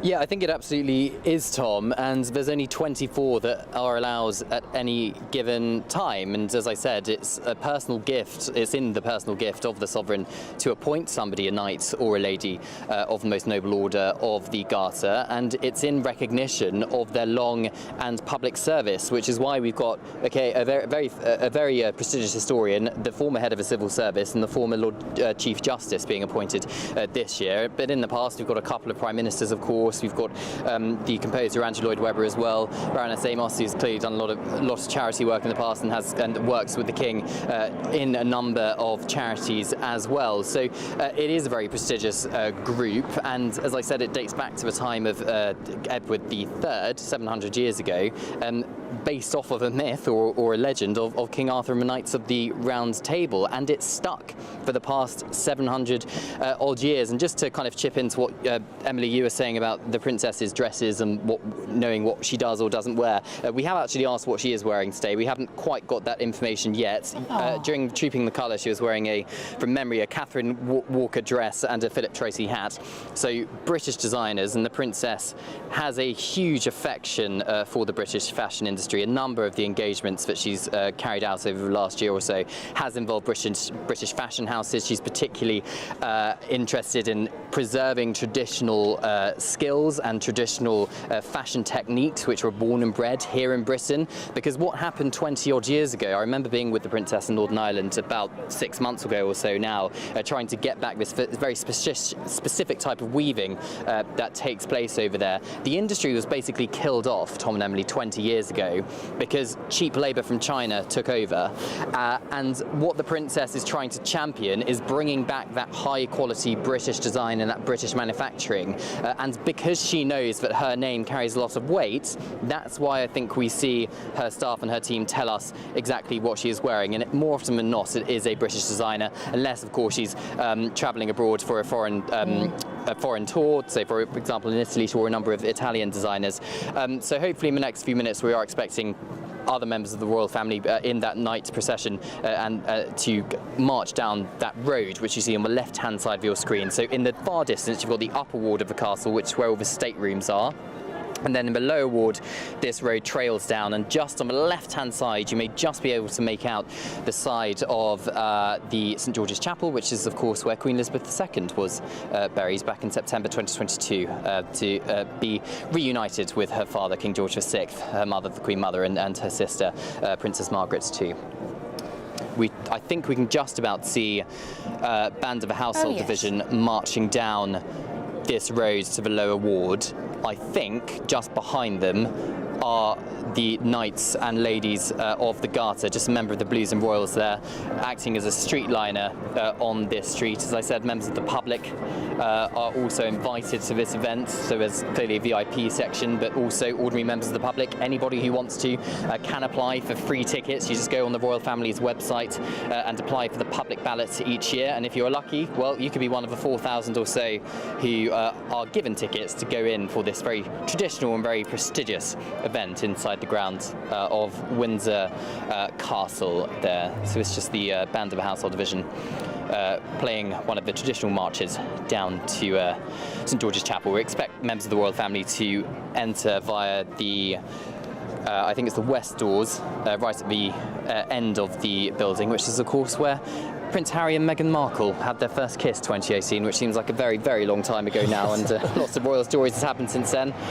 The Household Division just marching past the Princess of Wales and the Duchess of Edinburgh by the north door. And luckily, not raining, so hopefully the summer season continues in that spirit for Royal Ascots for later on this week. Just out of interest, Cameron, is the ballot for the tickets, is that open to international people as well, or just Brits? It is. I believe anybody can apply for those tickets. I'm not quite sure if they're given priority to British people, but I mean, we were seeing members of the public clearly going in before the gate shut behind me of King Edward VIII gates, and I think a vast majority were British. Lots have dressed up incredibly smartly for the occasions. I mean, you can see them all wearing kind of suits and hats, but there's certainly a good 50 to 100, I think, wearing morning suits and top hats and tails for the men, and obviously lots of hats as well. Just the lifeguards you can see lining the route here. They're the men who are wearing the kind of white plumes, big plumes on the back of their golden helmets there. So that's part of one of the household divisions of the lifeguards. They're usually on horseback, part of a mounted regiment, but today they are just lining the street on foot. I love that the Order of the Garter was set up by Edward III, one of the best monarchs we have had in our history, someone who managed to conquer half of France before his successors went along and lost it all. It's remarkable to look back over those hundreds and hundreds of years of history which live on through this living display of what it means to be British. Yeah, it does, Tom, and I think that's right. I mean, a lot of people get rid of their traditions, don't they? Or a lot of countries get rid of their traditions. I think, well, we know, of course, France beheaded a number of their members of the royal family. We have stuck with ours, and for 700 years, as you say, since the time of Edward III, we only beheaded one and then thought that was a bad idea and then got him back from Bruges with the Grenadier Guards, who of course trooped their colour 2 days ago. But yes, this of course 700 years of tradition. It's been practically the same kind of ceremony from the Garter throne room, because of course Windsor Castle is 1,000 years old, right down to St George's Chapel, which isn't much younger actually, for this ceremony. And here you see them all with their white plumed feather hats and their velvet robes, which again, that kind of outfit or that uniform, I should perhaps a better word for it, has been around for a long time. So members of the royal family, including the King, the Queen, the Prince of Wales. We've got the Duke of Edinburgh as well, the Duke of Gloucester, Duchess of Gloucester as well as a member of the Garter, the Princess Royal too, the Queen there and the King just being, you just saw on your screens there, just walked past on the right-hand side. Also waiting with the Princess of Wales, excuse me, and the Duchess of Edinburgh. Just behind them is Vice Admiral Tim Lawrence, who of course is the Princess Royal's husband. He is not a Knight of the Garter either, but we're getting towards, where you see some of the personal bodyguards of the Sovereign, we're getting towards the final part of this procession, towards the Great West Door of Windsor Castle. Well, it does look absolutely spectacular as we see these different categories of people connected to and representing these orders of chivalry and indeed the royal family, marching along past these crowds which have now burst into smatterings of applause. Given that there are some political figures amongst the current 23, I believe I'm right in saying, members of the Order of the Garter, it's nice to see that the public is being polite as Tony Blair marches past them, as John Major does. Andrew Lloyd Webber, I think, can be seen there as well. Chris Patton, another famous name in the order, but Tony Blair on screen currently. So it used to just be members of the aristocracy who were awarded this, and now politicians too. Only of the highest level. Only of the highest level. Cameron Walker. Lots of people at the highest level, Tom and Emily, yes, and even composers like Andrew Lloyd Webber as well. So it's not just former politicians, but clearly there's been several prime ministers who are still living. Only 2 of them are Knights of the Garter, so it really is pretty special indeed. Plus, of course, members of the royal family. You just see the Prince of Wales there on the left-hand corner of your screen, and the King and Queen. You can see, unfortunately, slightly covered by the strap, I believe, but yeah, there we are. The King and Queen. They're the final. Well, Knights and Lady of the Garter, the King, of course, sovereign of the Garter as a head of state. And remember, all of these knights have been and ladies have been appointed by his order. It's his personal gift. The King, of course, is a constitutional monarch. He takes a lot of advice from the government. He acts on the advice of the government, but not for the Garter knights and ladies. This is him and his predecessor, Queen Elizabeth II, who has appointed the knights and ladies of the Garter. But of course, that honour can be taken away if you make yourself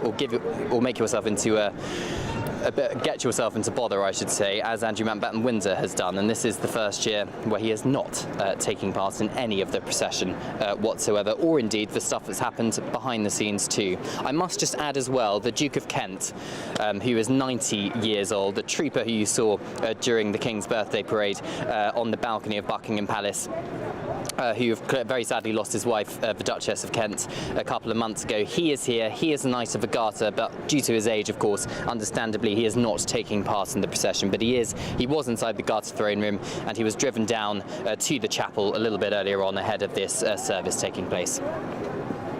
And so we have this beautiful procession, and what happens next? They have a service.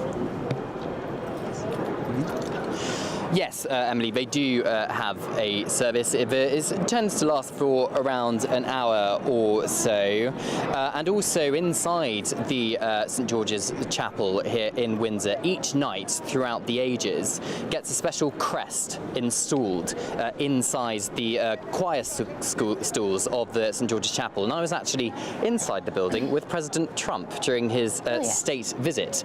And he was absolutely, I've never seen, you know, we all seen President Trump during press conferences and various things that he's involved with. I've never seen him more interested in the history of St George's Chapel, and particularly the mechanical mechanism that is used in the choir stalls to lower a royal coffin into the royal vault. But after the death of a knight or a lady, their achievements are then taken down. So the insignia that's currently installed inside St George's Chapel is taken out of St George's Chapel and then returned to the sovereign. But one of the stall plates remains as a memorial for those who have been previous knights and ladies. So what you're seeing on your screen now is just at the bottom of the Great West Steps of St George's Chapel, which is kind of like the main entrance for members of the royal family and guests who are taking part in a wedding or a funeral or something, or a Garter Day service, which is of course what is taking place now. So for those of you listening on the radio, we're just watching the King and Queen walk up the steps with a fanfare into the Great West Door, with 2 pages holding their velvet capes, their velvet cloaks, to make sure they don't get too dirty on their way in to the Great Western Door of St George's Chapel. And St George's Chapel has become incredibly meaningful for the royal family. Within it, I think I'm right in saying every monarch since George III is now buried. And of course, it was the site of that famous COVID-era photograph of the Queen sitting alone at the funeral of her late husband. Yeah, very poignant photo, Tom. It was during the coronavirus pandemic. Yeah, that of course all happened in the chapel. Her own commemoration service took place in the chapel in September 22 following her death. And we of course had members of the royal family at more happy occasions. Arguably, the Duke and Duchess of Sussex's wedding took place here. So did Princess Eugenie and Jack Brooksbank's wedding took place here back in 2018. The Knights of the Garter, the Notable Order of the Garter, was founded in 1348. Can you believe it, Tom and Emily? And its motto, it's in. I'm not going to try and pronounce the Latin. I'll leave that for you, Tom. But the English translation is "Shame on him who thinks this evil." I now do have outfit details for the Princess of Wales. Oh, yes. She's wearing a coat dress made in London by Patrick McDowell, so another British designer. The fabric was woven by for Her Royal Highness by Stephen Walters and Sons in Suffolk. As I said, remember, she is trying to bring back or champion British designers and British traditions of how you make cloth. And the hat is by Jane Taylor, trimmed with fabric from Stephen Walters as well, and the earrings by Robinson and Pelham. So yes, there you go. Great British designers being worn by the Princess of Wales for Garter Day 2026. Fantastic. Well, Cameron Walker, thank you indeed for being there. As we've seen, of course, those members of the royal family and Order of the Garter now inside the chapel, and we just start to hear from the outside some of that organ music strike up. What a moment to leave Windsor. And we got the outfit details, and Tom, of course, most importantly. fitting those most important details, what on earth the Princess of Wales is wearing. Well, that's all we have time for on Good Afternoon Britain. Thank you indeed for being with us for the last 3 hours, but don't move a muscle. Of course, up next, it's Martin Daubney. There's just 2 weeks left to grab a chance to live the summer of your dreams. With a totally tax-free £76,543.21 in tax-free cash to be won. Someone really has to win it, and it could be you. For a chance to win, text cash to 63225. One entry costs £2.50 plus one standard network rate message. Or text bonus to 63225. 5 entries cost £5 plus one standard network rate message. Go to gbnews.com/win. Entries start at £2.50. Call 0903 686 3232. Calls cost £2.50 plus your network access charge. Or post your name and number to GB21 PO Box 8690 Derby DE1 9TT. UK only. Entrance must be 18 or over. Lines close at 4 p.m. on the 26th of June. This is a network giveaway. Entries will be pooled. Please check the closing time if listening or watching on demand. Good luck. Exciting news. Every Friday, my Patrick Christie's Tonight Show is going to have a twist to it. We're welcoming some special guests. You. That's right, on Fridays I'm going to be doing my show in front of a live studio audience, because this show is about you and what you have to say. It's going to be the same big debates, same big topics, same big opinions, but every Friday night at 9 p.m. you are invited to